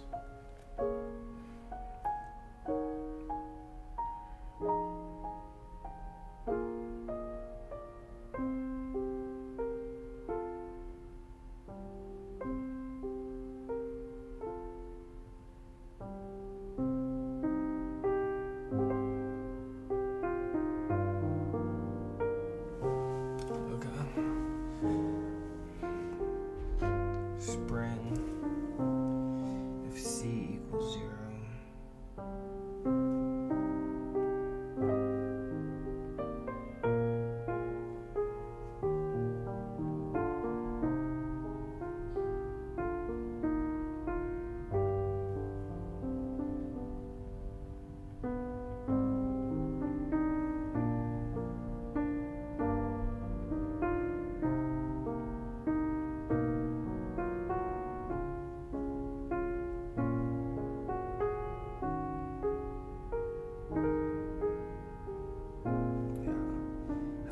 I can literally find the characteristic equation for each myself. There's no need to even consider that.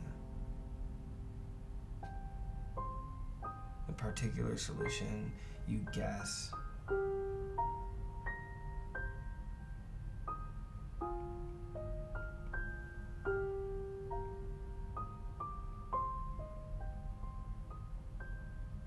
We guess the solution to be D.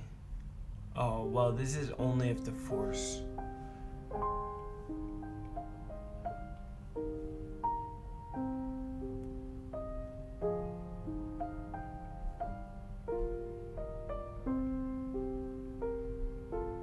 This is only if the force is an exponential.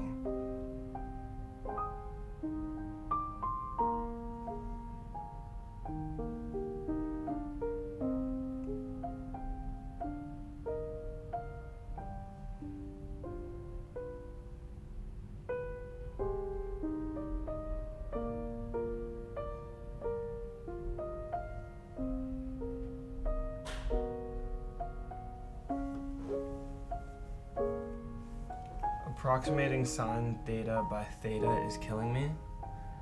That works for all, like if it's linearized, or if theta is just small.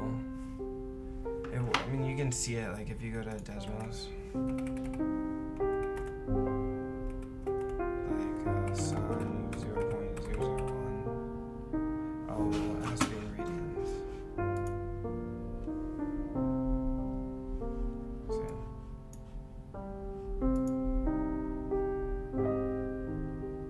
It's like off by what, like 0.0000001. Like sine, I guess 0.1 is better, like easier to see. It's off by 0.01. Well, it's actually 0.001.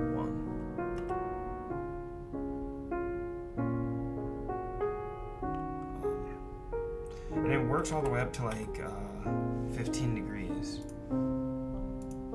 Like sine of like 14 degrees. Wait.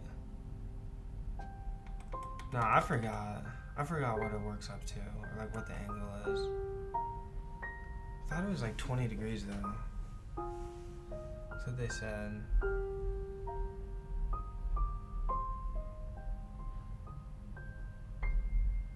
But yeah. Oh, I guess you always have to use it in radians. Yeah, it always has to be in radians. But in any case.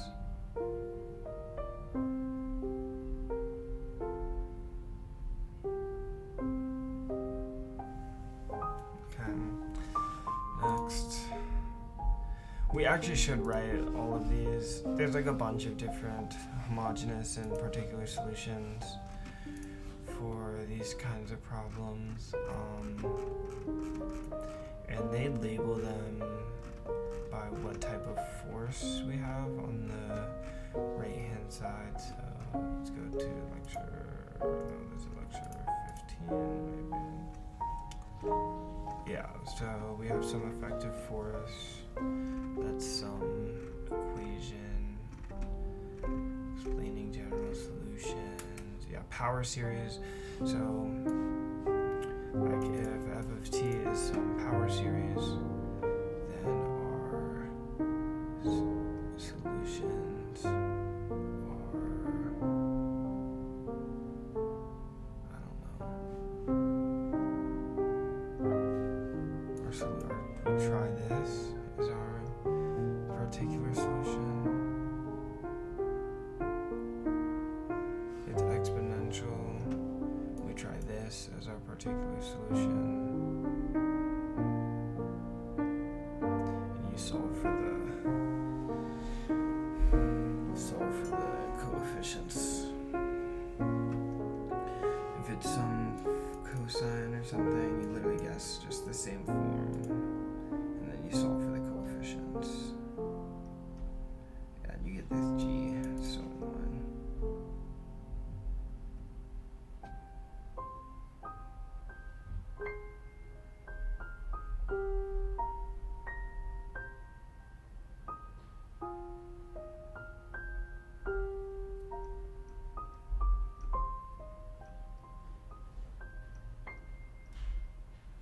Do we really need to write this down?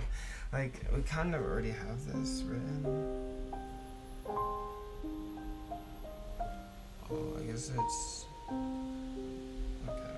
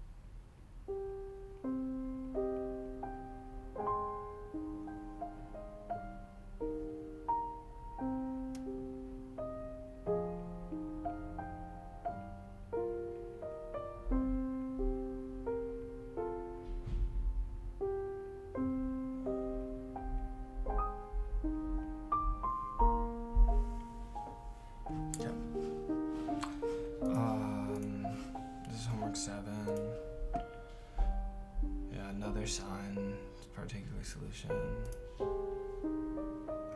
This is so stupid. Oh, this question was so stupid, bro. It's ridiculous.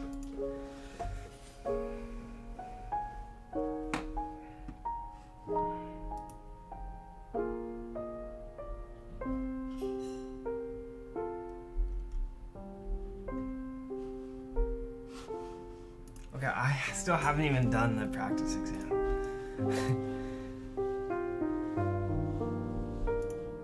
Is it in this one?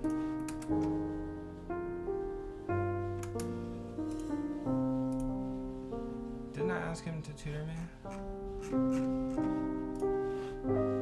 Yeah.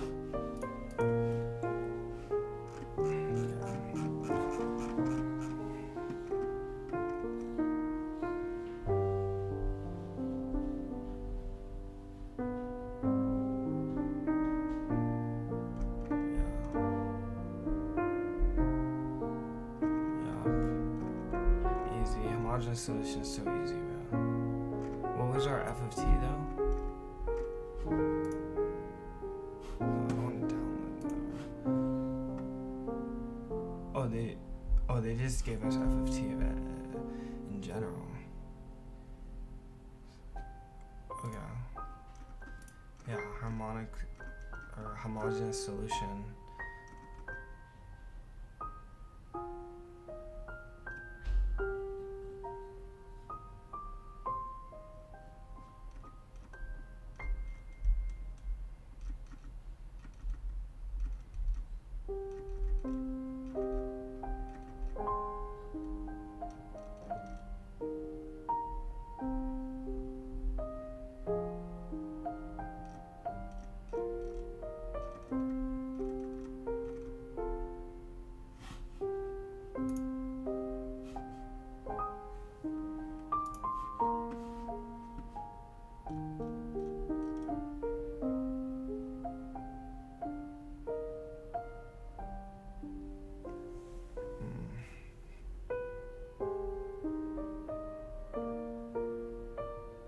Where do I put this?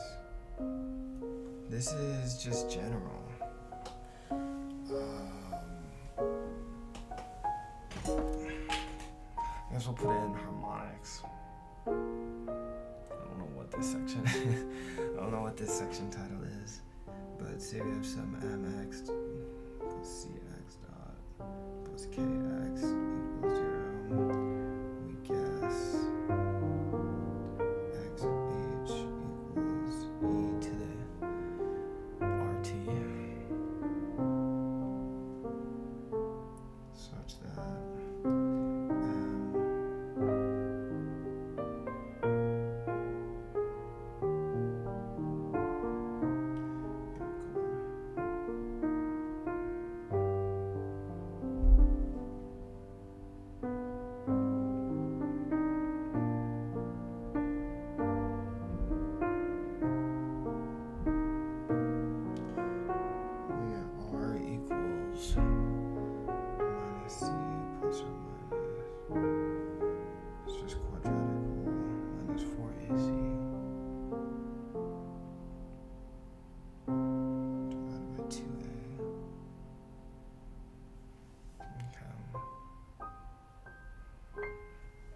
say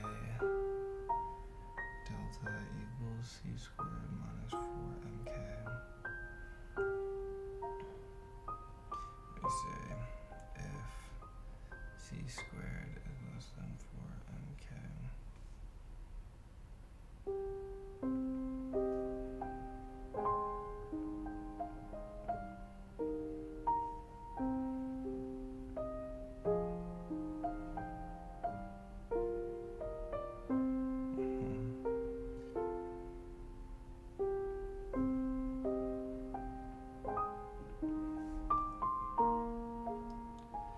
This one's under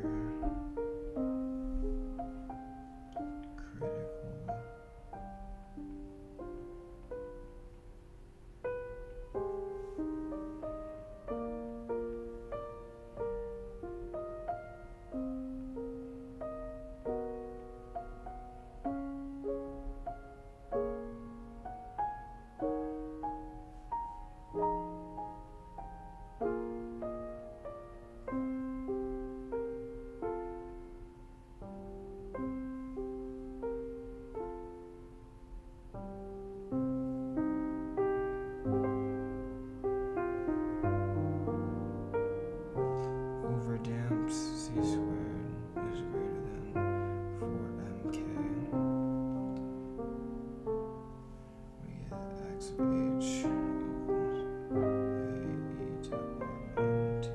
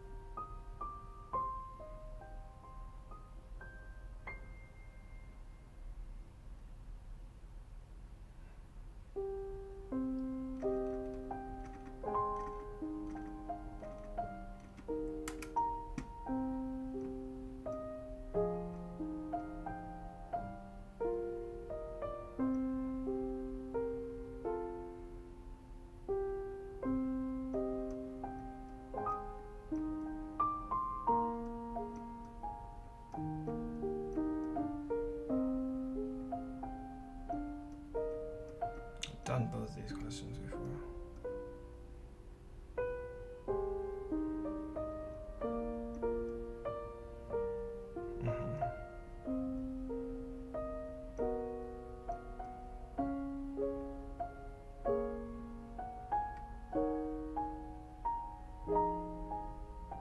Bro, you have... I'm pretty sure ChatGPT is wrong here. You have 2 in parallel, 1 in series.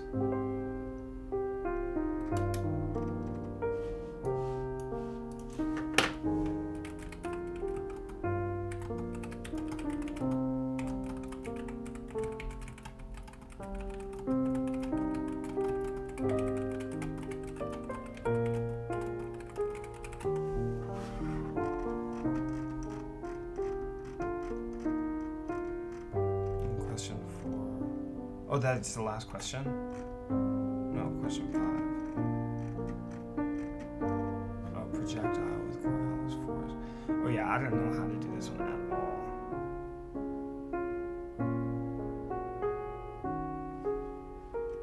Wait, oh, do we ignore question 5? Yeah, skip problem 5. I was gonna say, there's no way we have Coriolis forces. I was like, holy shit. GBT plus, I don't have pro. I was like, oh crap, I'm cooked. No, problem 5's not. Yeah, you skip problem 5. It's not gonna be on the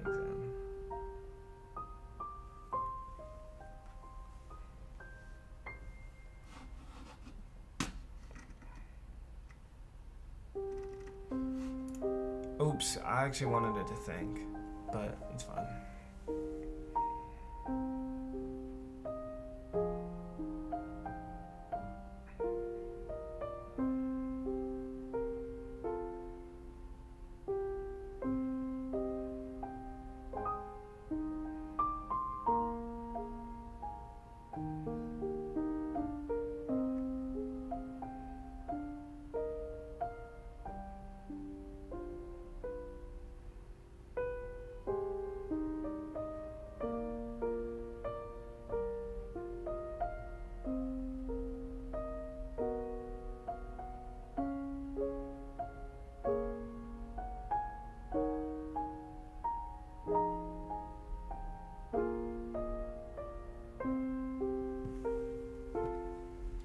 Okay.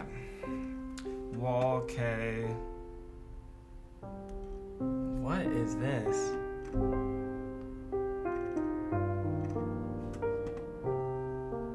Yeah, the final spring should just be K.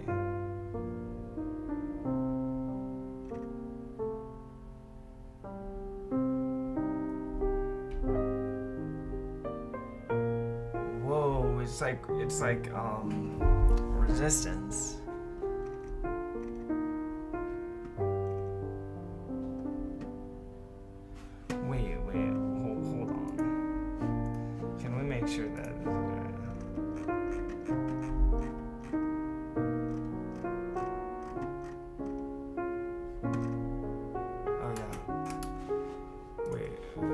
we gotta give him the solutions to make sure that his explanations are right, because he doesn't know what he's talking about.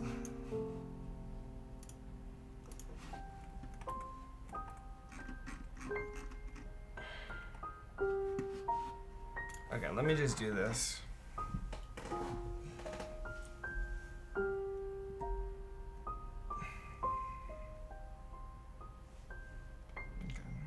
Question one. Okay, we have A. Consider the first case where f of t equals 0 and solve for the general homogeneous solution.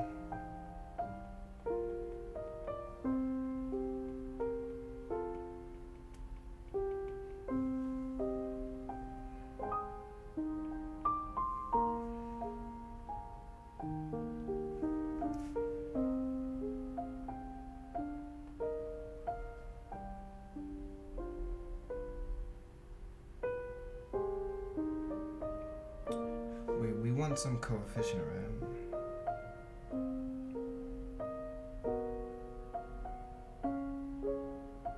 Oh no, we don't need a coefficient. Oh yeah, and you only use coefficients if you need to match the coefficients on each side.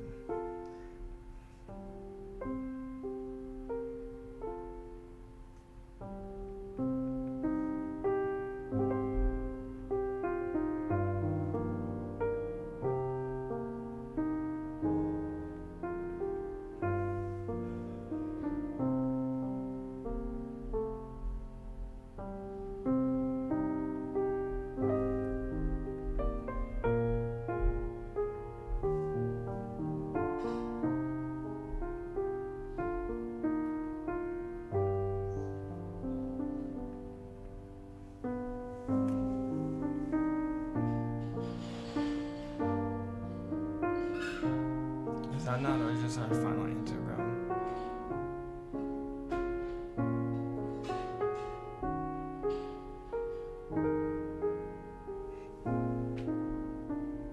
We can do all the if-then statements. Those are on my equation sheet, so there's really no reason to write them.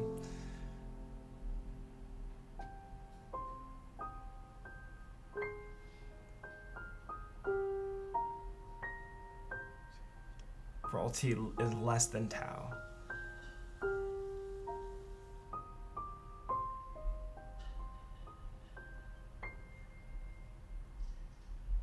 Okay.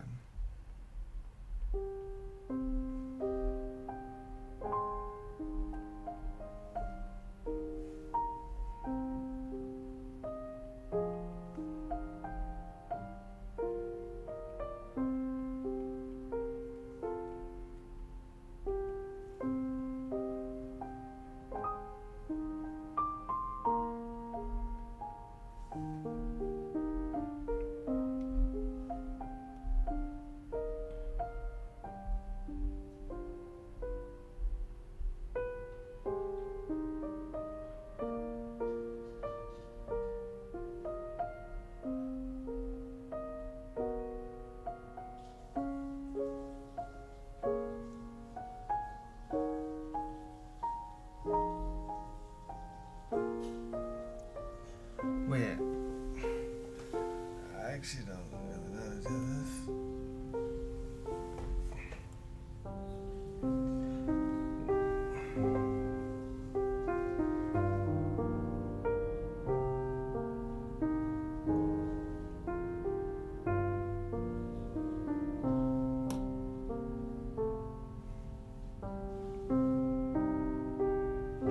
Doesn't this just give us G?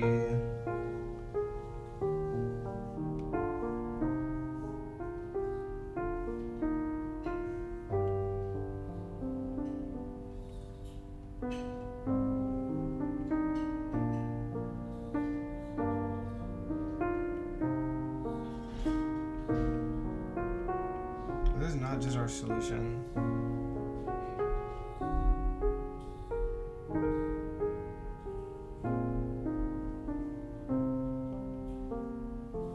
I think it is.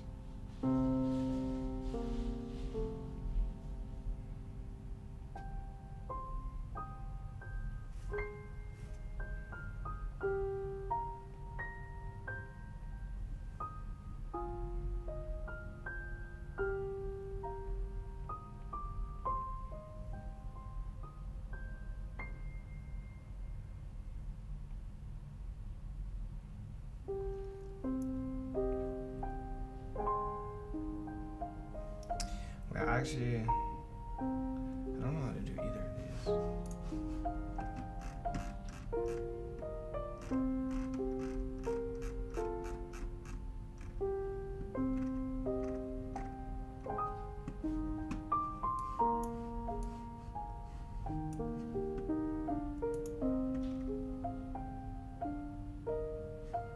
Oh, they give us initial conditions, don't they? Forgot.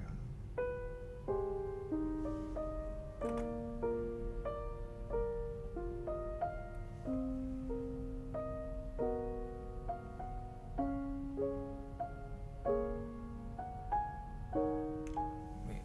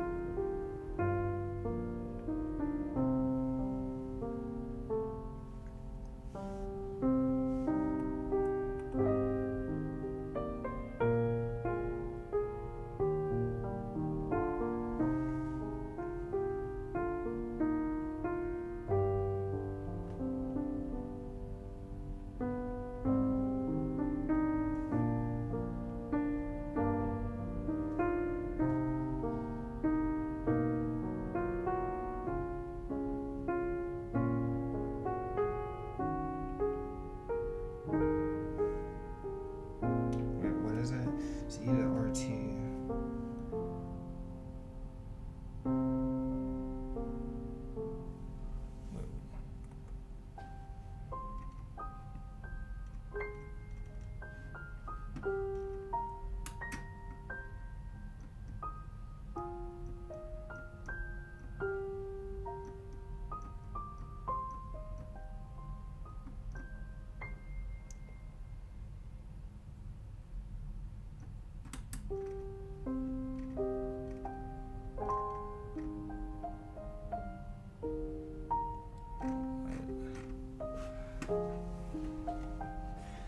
I'm cooked.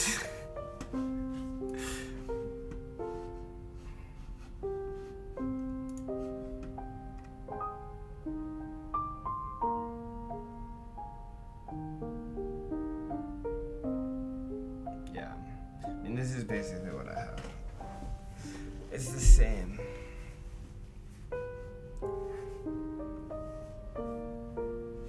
I don't know why they write it, like they just always write it in this form. It's so stupid.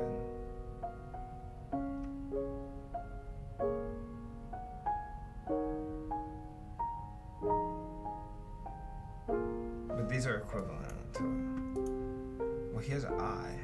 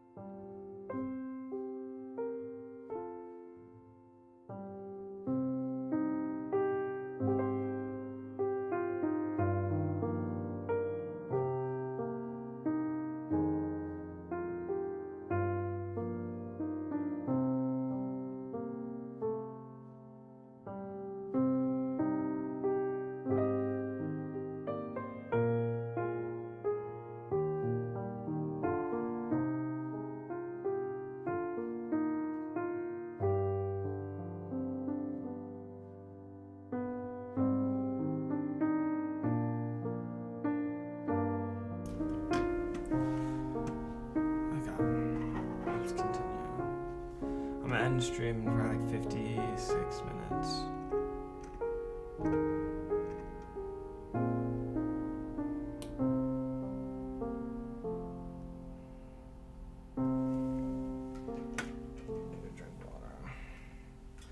It's grind time. Yeah, my exam's in 2 hours. Yeah.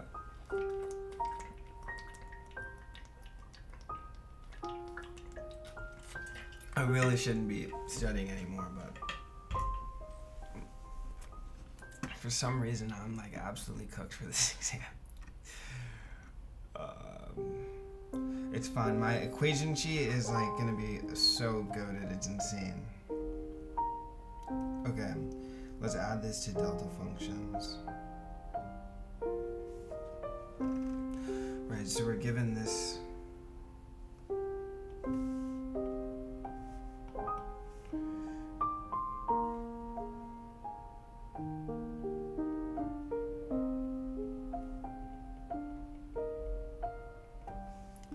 equals some delta t minus tau. Okay, so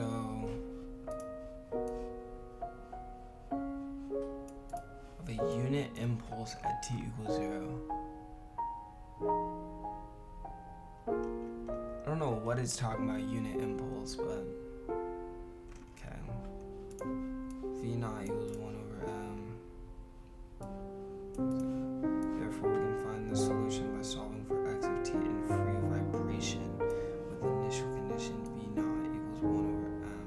From part A, the homogeneous solution is. What about cosine? Oh, x of 0 equals 0, I see.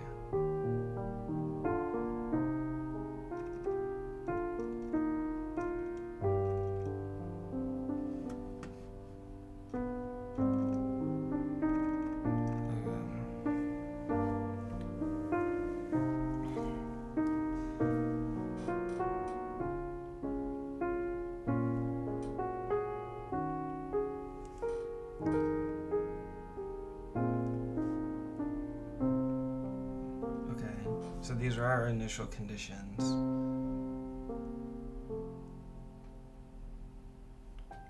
Oh, I see. So it ties together.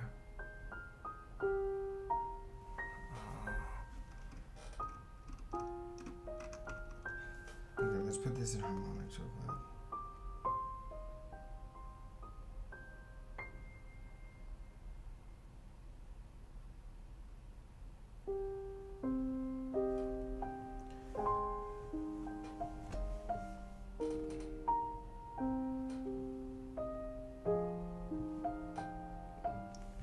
Why don't I erase this nonsense? I mean, it could possibly be useful, but in general, oh yeah, we do guess e to the RT. Yeah, so, yeah. So we get r squared plus cr plus k equals 0.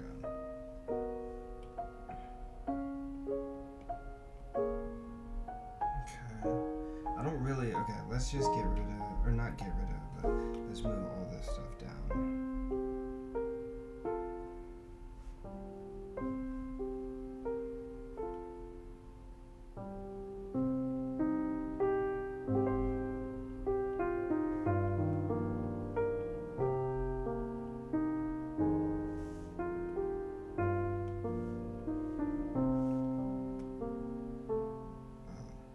This actually should be moved down too.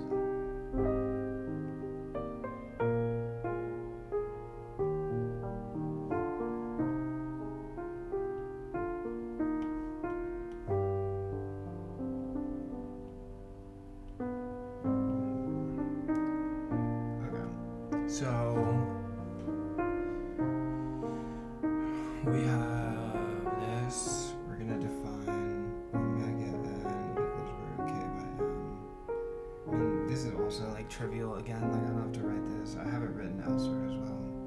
2m omega n.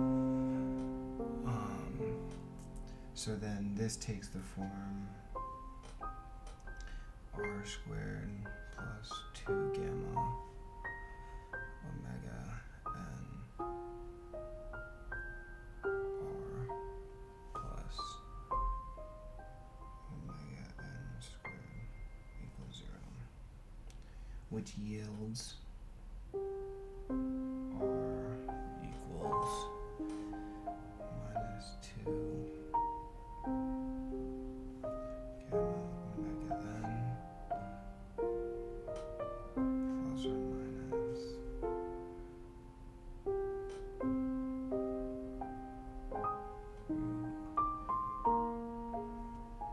2 gamma omega n squared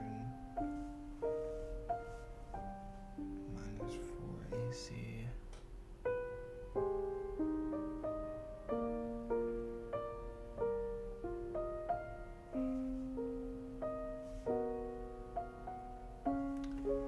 divided by 2,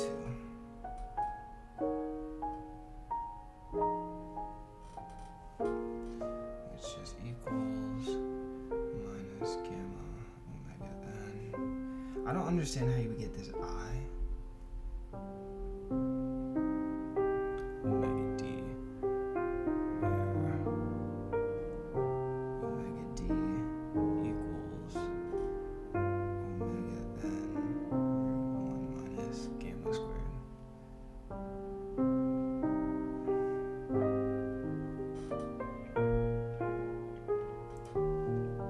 So our homogeneous is given by e to the minus gamma omega n t a cosine omega d t b sine omega d t. Perfect. Okay, and building off of that, we now pick up our homogeneous equation.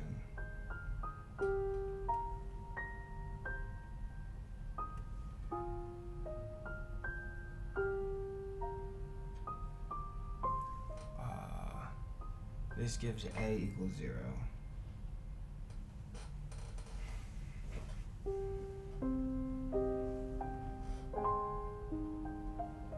So we're just left with e to the minus gamma omega n t b sine omega d t. Okay. We're given that x dot at t equals 0 equals, you gotta do product rule, but then you get t equals 0, so it just simplifies down to d. Okay.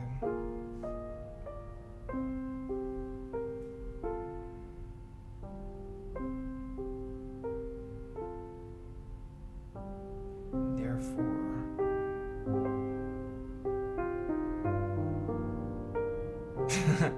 oh, I see. I see what they did.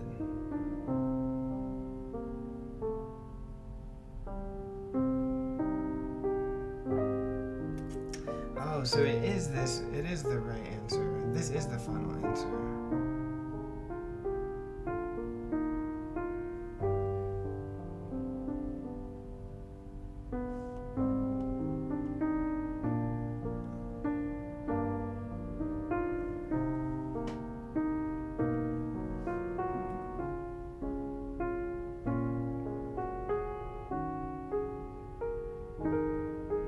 This actually makes so much sense. This is pretty simple.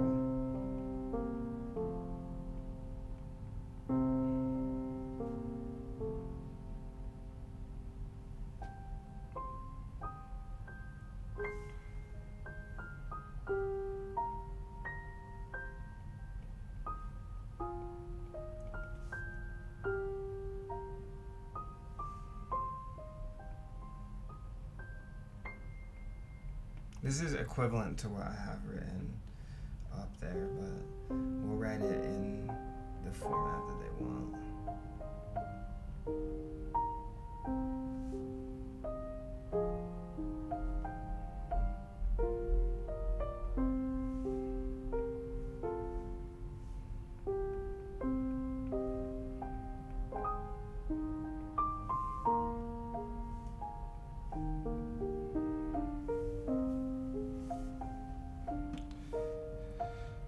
Okay, what is C even asking?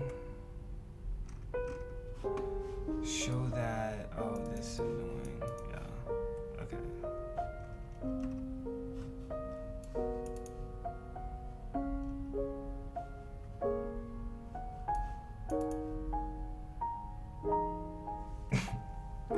Yeah, bro, I'm not gonna lie with this one, bro.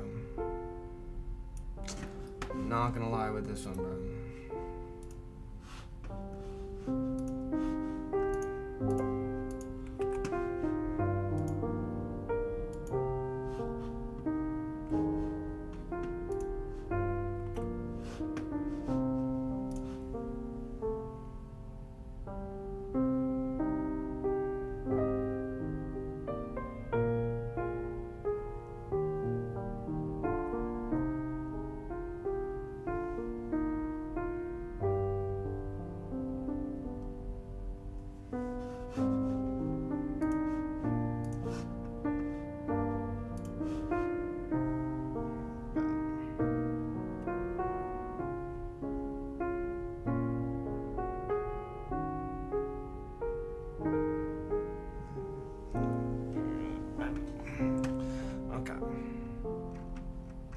Next, we can do this question actually straight up.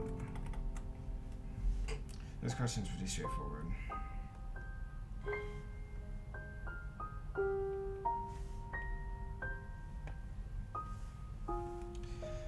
Okay, sketch the force. We're gonna have, it's only positive. No, it's not. Oh yeah, it is. It's only positive.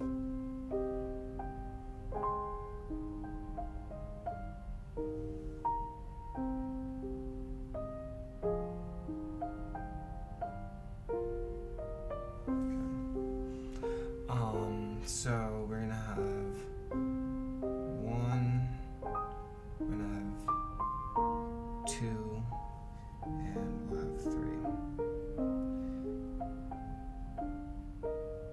From 3, we'll go like this for 6t minus 18.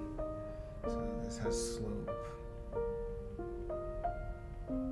6t, or 6, slope of 6.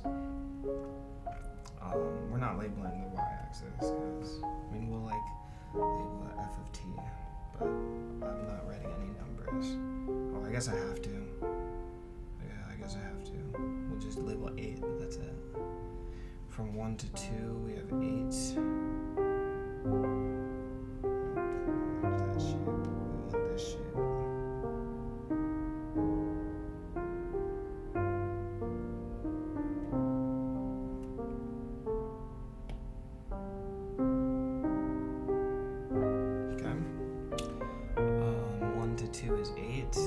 Less than 1, 0, 2 to 3 is 0. So that's our force, it's done. It's graphed, sketched, done. Easy.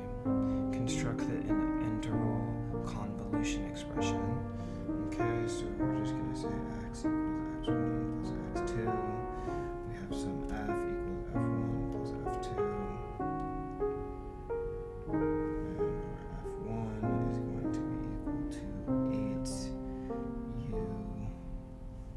T minus 2,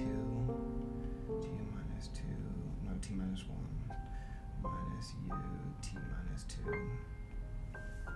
right?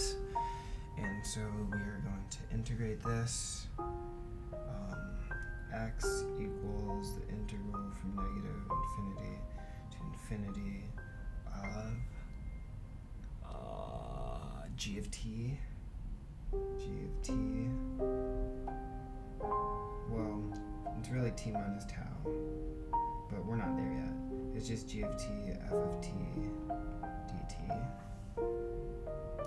Well, okay, correctly it's f of tau, g of t minus tau, d tau. In this case, we have to change this bound to be t. Because g is 0 if t is less than,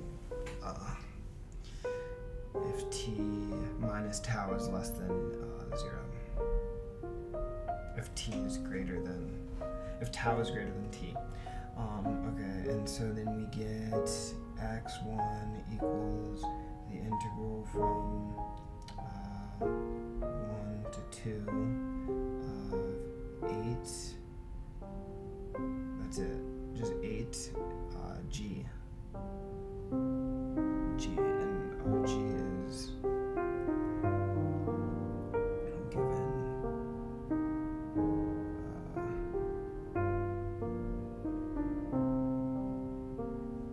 well, does it want me to find in terms of g or no? Oh, construct the integrals, okay.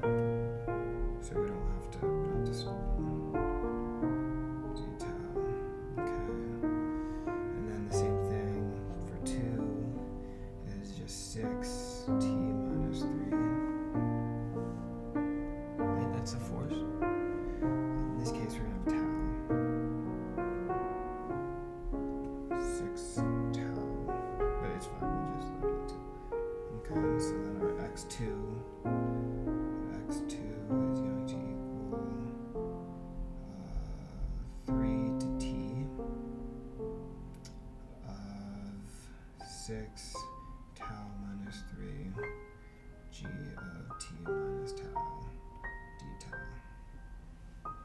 And so our final answer is going to be x equals the integral from 1 to 2, 16, the integral, we gotta write this on a new line because it's going to be big, x equals 16, the integral from 1 to 2, e, this is from my equation sheet.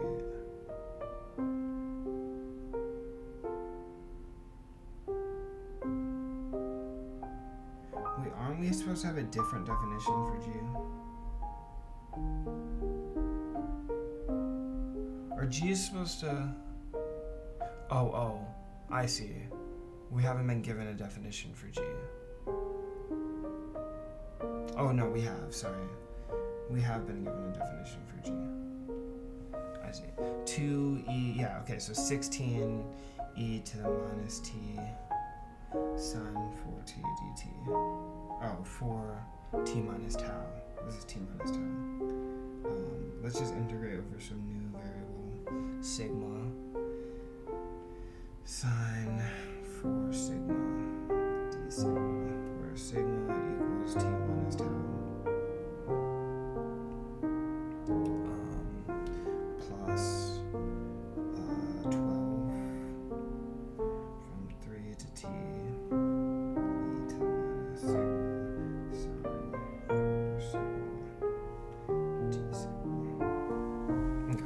Final answer, perfect. We can check the answer. It's going to be right though, obviously. Yeah, it's obviously correct. And our final answer is going to be 12. Oh, I forgot.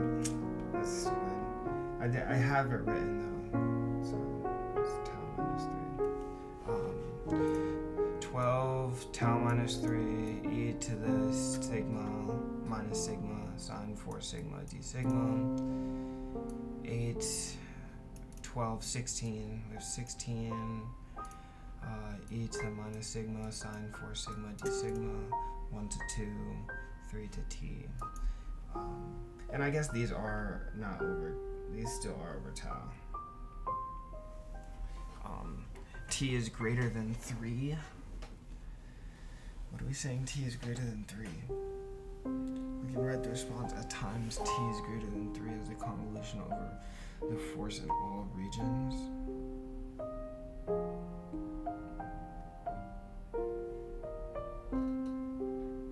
Did it ask for just t is greater than 3? What are you talking about?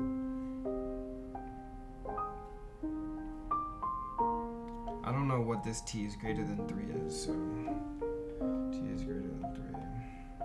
I don't know what this is. Let's make it red. I don't know what that is, so let's move on. We'll come back to that, and I'll ask GPT that question. So 3, this is pretty easy. I also just did this question.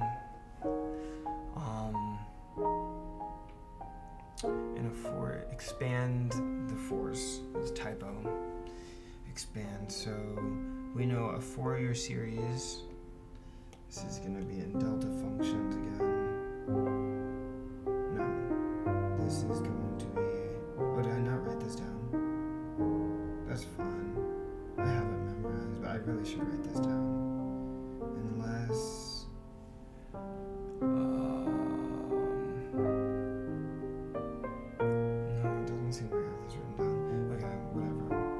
So we know that b of n is going to be 0. Yeah, b of n is 0. Since function is even.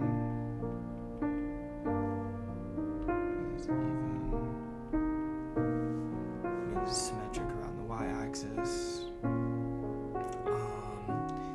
A naught is going to be 2 over t. The period. Oh, I guess we don't have any equations actually to write here, so that's why I don't have on my equation sheet. Like, we just get the period equals 2 seconds. 2 seconds, we get omega equals pi radians per second. Right, so we're gonna have 0 to 2 of, what's A naught, just the force. The force is gonna be negative 1 to the d sum. Actually, like over this interval, the sum will just turn into this.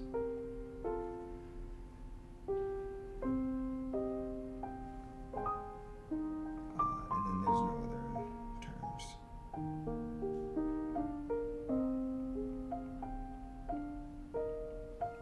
Which just equals 2 over 2 times negative 1 squared plus negative 1 to the 1 equals 0.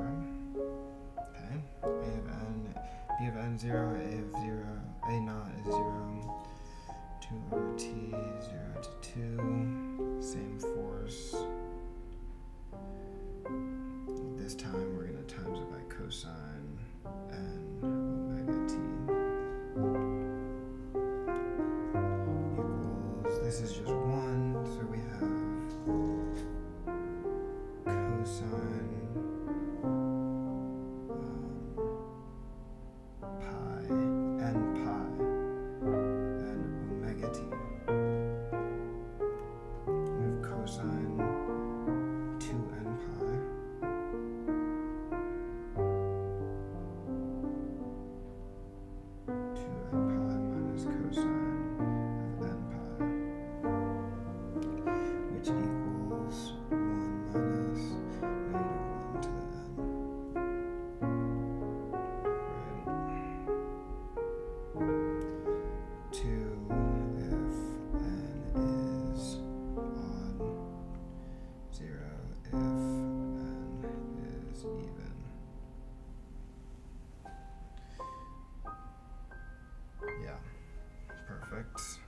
So what did it want us to do? Oh, that's it. So f of t just equals everything is 0. The summation of n 1 minus negative 1 to the n, I think. Cosine and omega t.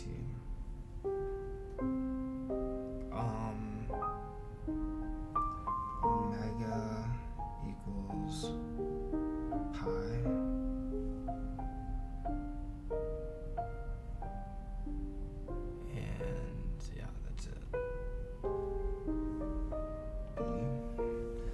course in equation 5 is applied to an underdamped oscillator. Find the steady state response. Steady state is when t approaches infinity. So we are given, well, it's only 10:20. We are given,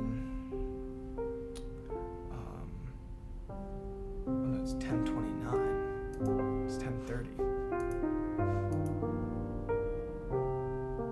It just happened to my clock. Okay. T approaches infinity. Steady state means t approaches infinity. Okay, I see. We're given this equation. Okay.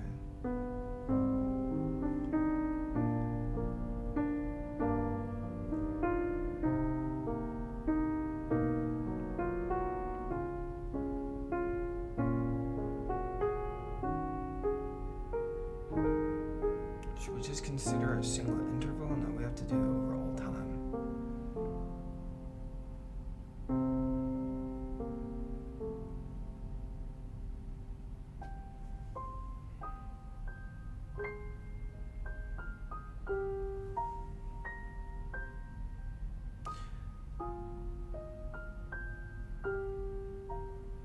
Wait, like if we've...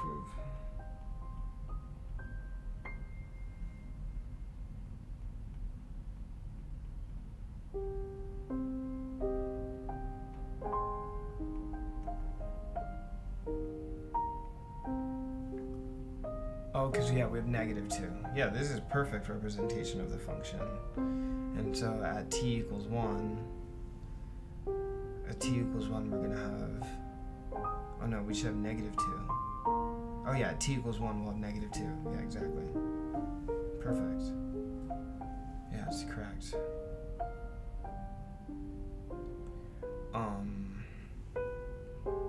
Okay, so we want to find a solution to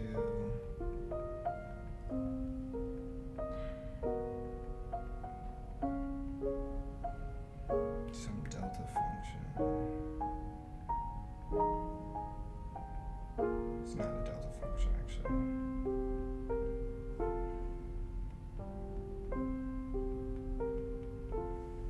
Okay, so we know that when we have some cosine on the right side, dude, bro, who's Manson trades?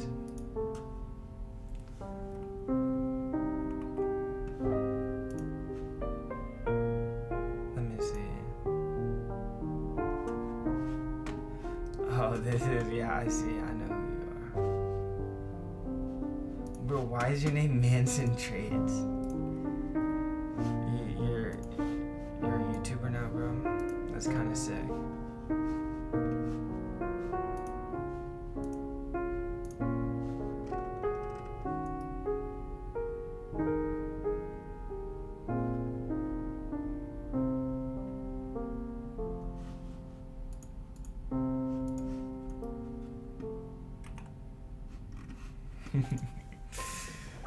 You're a troll, bro.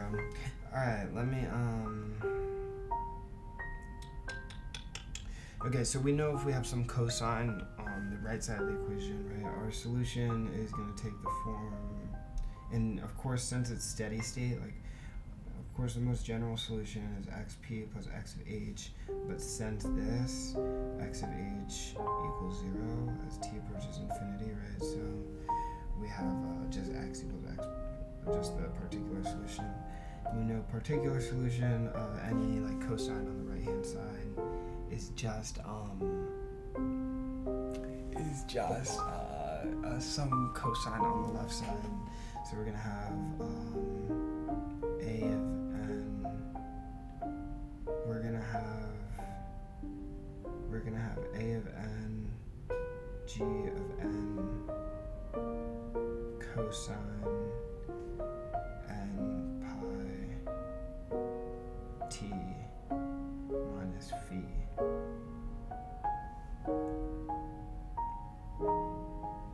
Where our g of n equals some nonsense. G of n and phi of n.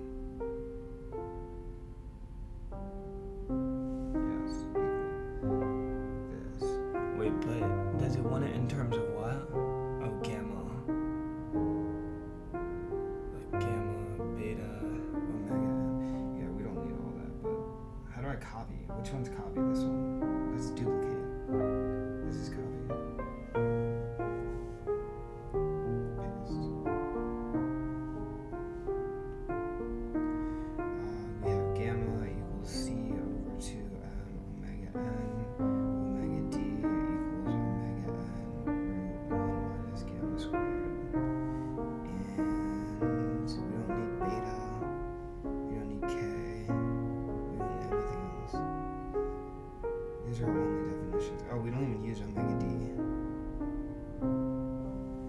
Omega equals pi. That's going to be our final solution. For what values of the parameters MC and K is the response resonant? Okay, resonant. If and only if something. Resonant if and only if something. If and only if. Think about what resonance means for a second. So we're resonant if and only if we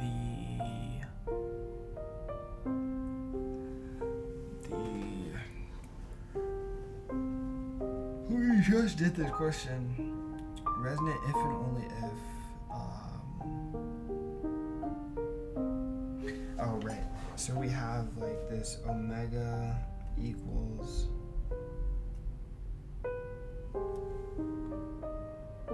omega n. But this is like some resonance. Okay, wait, let me find the resonant.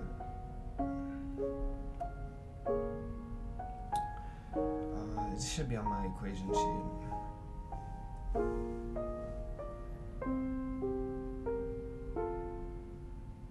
Dude, my equation sheet still has like nothing on it, but I'm just gonna make the text bigger.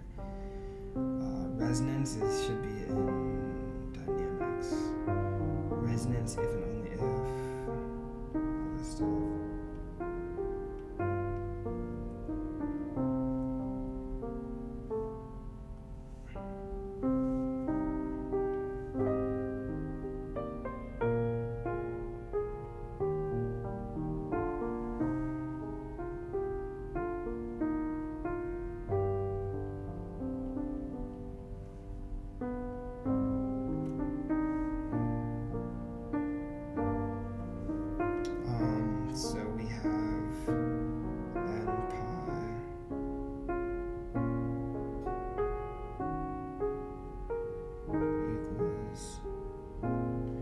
Two cases with gamma squared is less than 1/2, then we're gonna be left with n omega n pi roughly equals wn root 1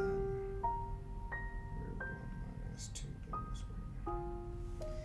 And then we have gamma if less than 1, we're gonna have n pi roughly equals omega n. Okay, next. Question 4. Okay, I did have a question about question 4. It's like, how are we considering these springs? Can we reload, bro? Where's the break in the messages? I guess there's still no break. Okay. Nice. Okay, you're absolutely right. Way to interpret it. So let's slow down. What the solution assumes versus what you described. From the official solution, they use yes, which explicitly assumes K equivalent equals 3K. That means they're treating this as 3 identical springs all in parallel, all directly attached between the mass and the ground. Are these in parallel, bro? I thought this was a series, bro. Like these two are in parallel. This one should be in series with these two. Whatever, just sum them, bro. Like that's all I'm gonna do. Okay, so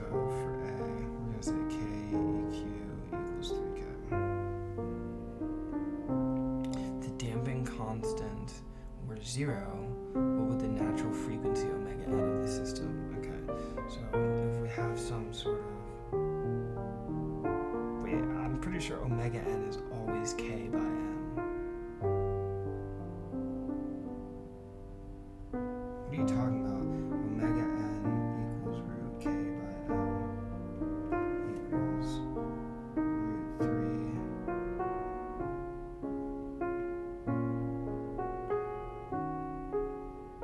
Okay, let's just write it out. 3k. What's m? What's k? 80? Okay, we're probably gonna get like, okay, we have some 80 over what? What's k? Wait, m, no, m is 10. So we have 2 root 2, so we have 2 root 3 over 2.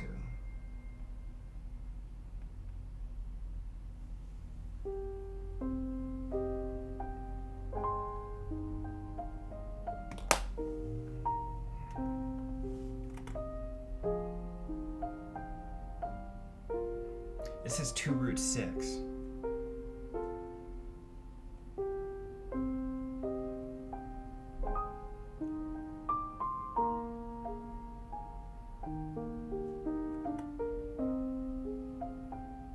Oh, 3 times root 2. Yeah. No, 3 times root 2. Yeah. 3 times. Yeah, it's 2 root 2 times root 3. Right? This is equal to 2 root 6. Yeah. 2 root 6. Yeah, sorry. I was like, what? How am I wrong? Okay. Is this an underdamped, overdamped, or critically damped oscillator with C equals 60 kilograms per second and other parameters as stated in the problem? Okay, this is all my equation sheet.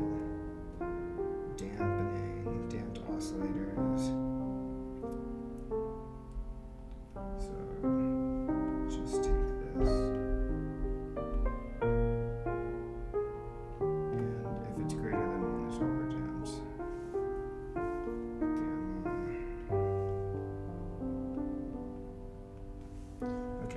Gamma equals C by 2m omega n equals 60 divided by 2, 0, 4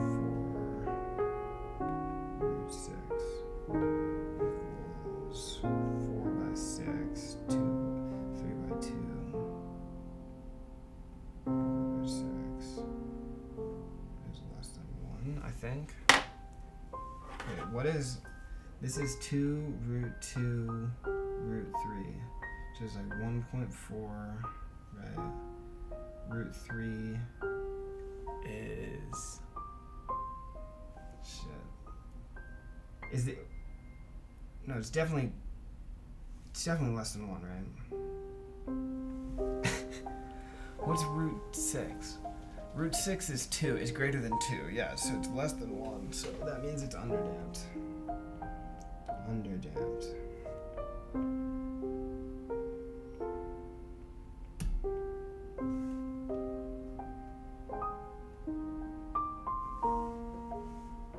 It's underdamped. Okay, see.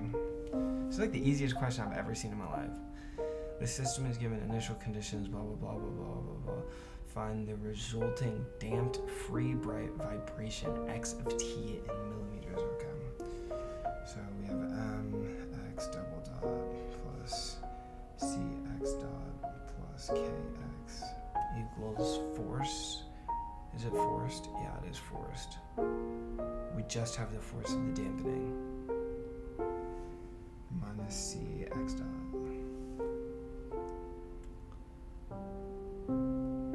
We should only have the force. Oh, we have the force of the springs.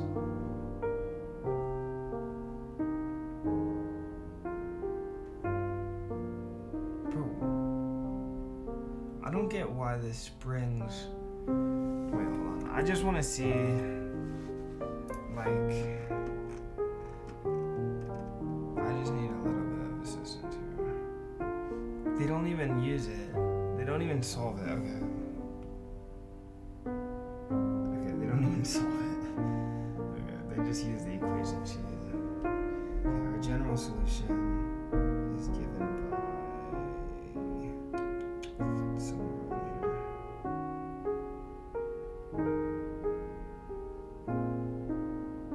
Where did I put that? It should be in harmonics. Yeah, here.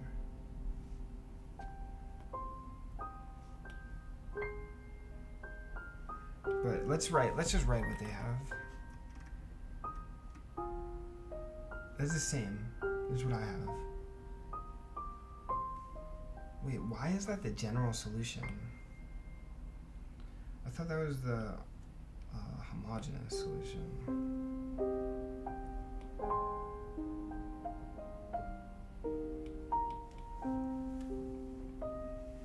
Okay. What did we say gamma was? 3 by whatever the... Okay. Yeah, we're not writing that out. Exponents minus 3 over 2 root 6 times 2 root 6.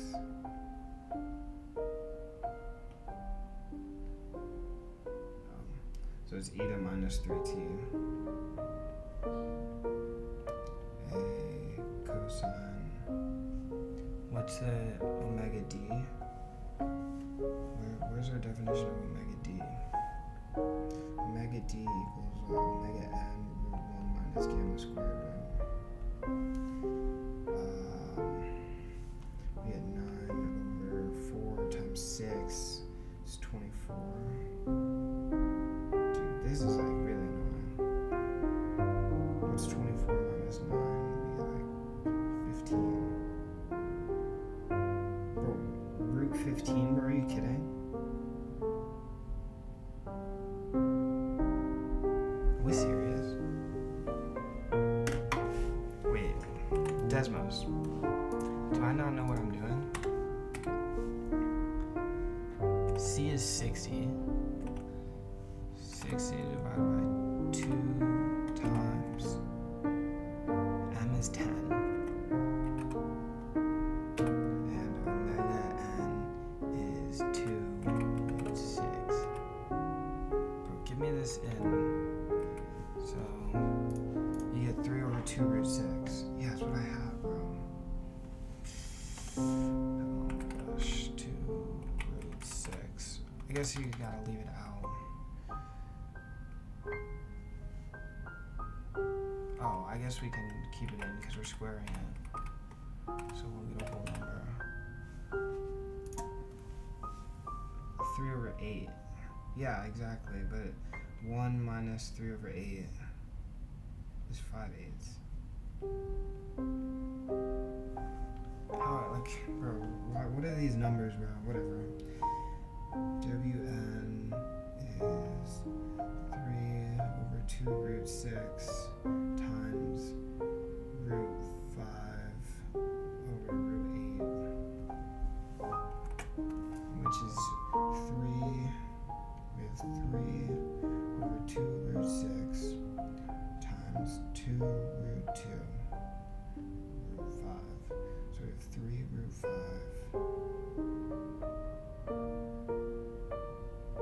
Wait, does this simplify at all? No, it doesn't. We have 12 here, 4 here.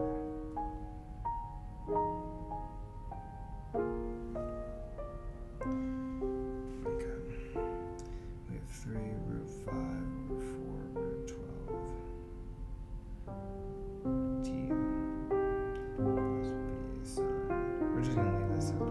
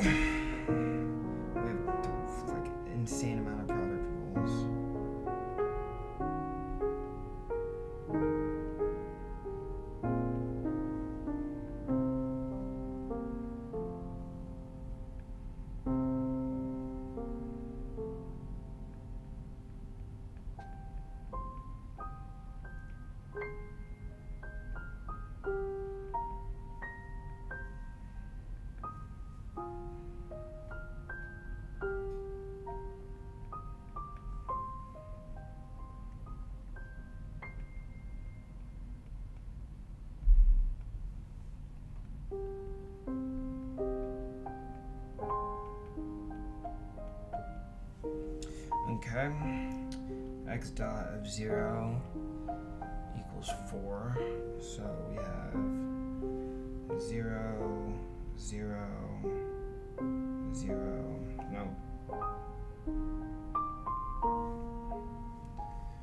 0, 0, 1, no, 1, minus 3. Let me just so we have minus 3a plus b equals, what was that, 4? So b equals 4 minus 6. How is that possible? I don't think that's right. I don't think b equals minus 2 millimeters.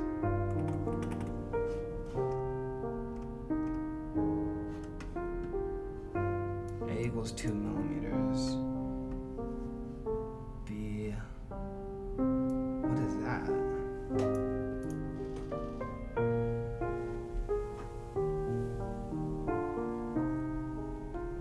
What is that? Do you not have an A?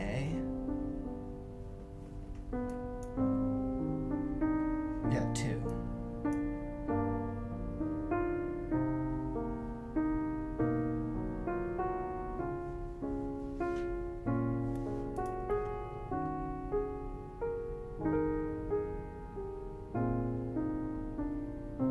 Whatever. I mean, the answers are like pretty much right. Alright, I'm ending the stream. Goodbye. My exam is in an hour.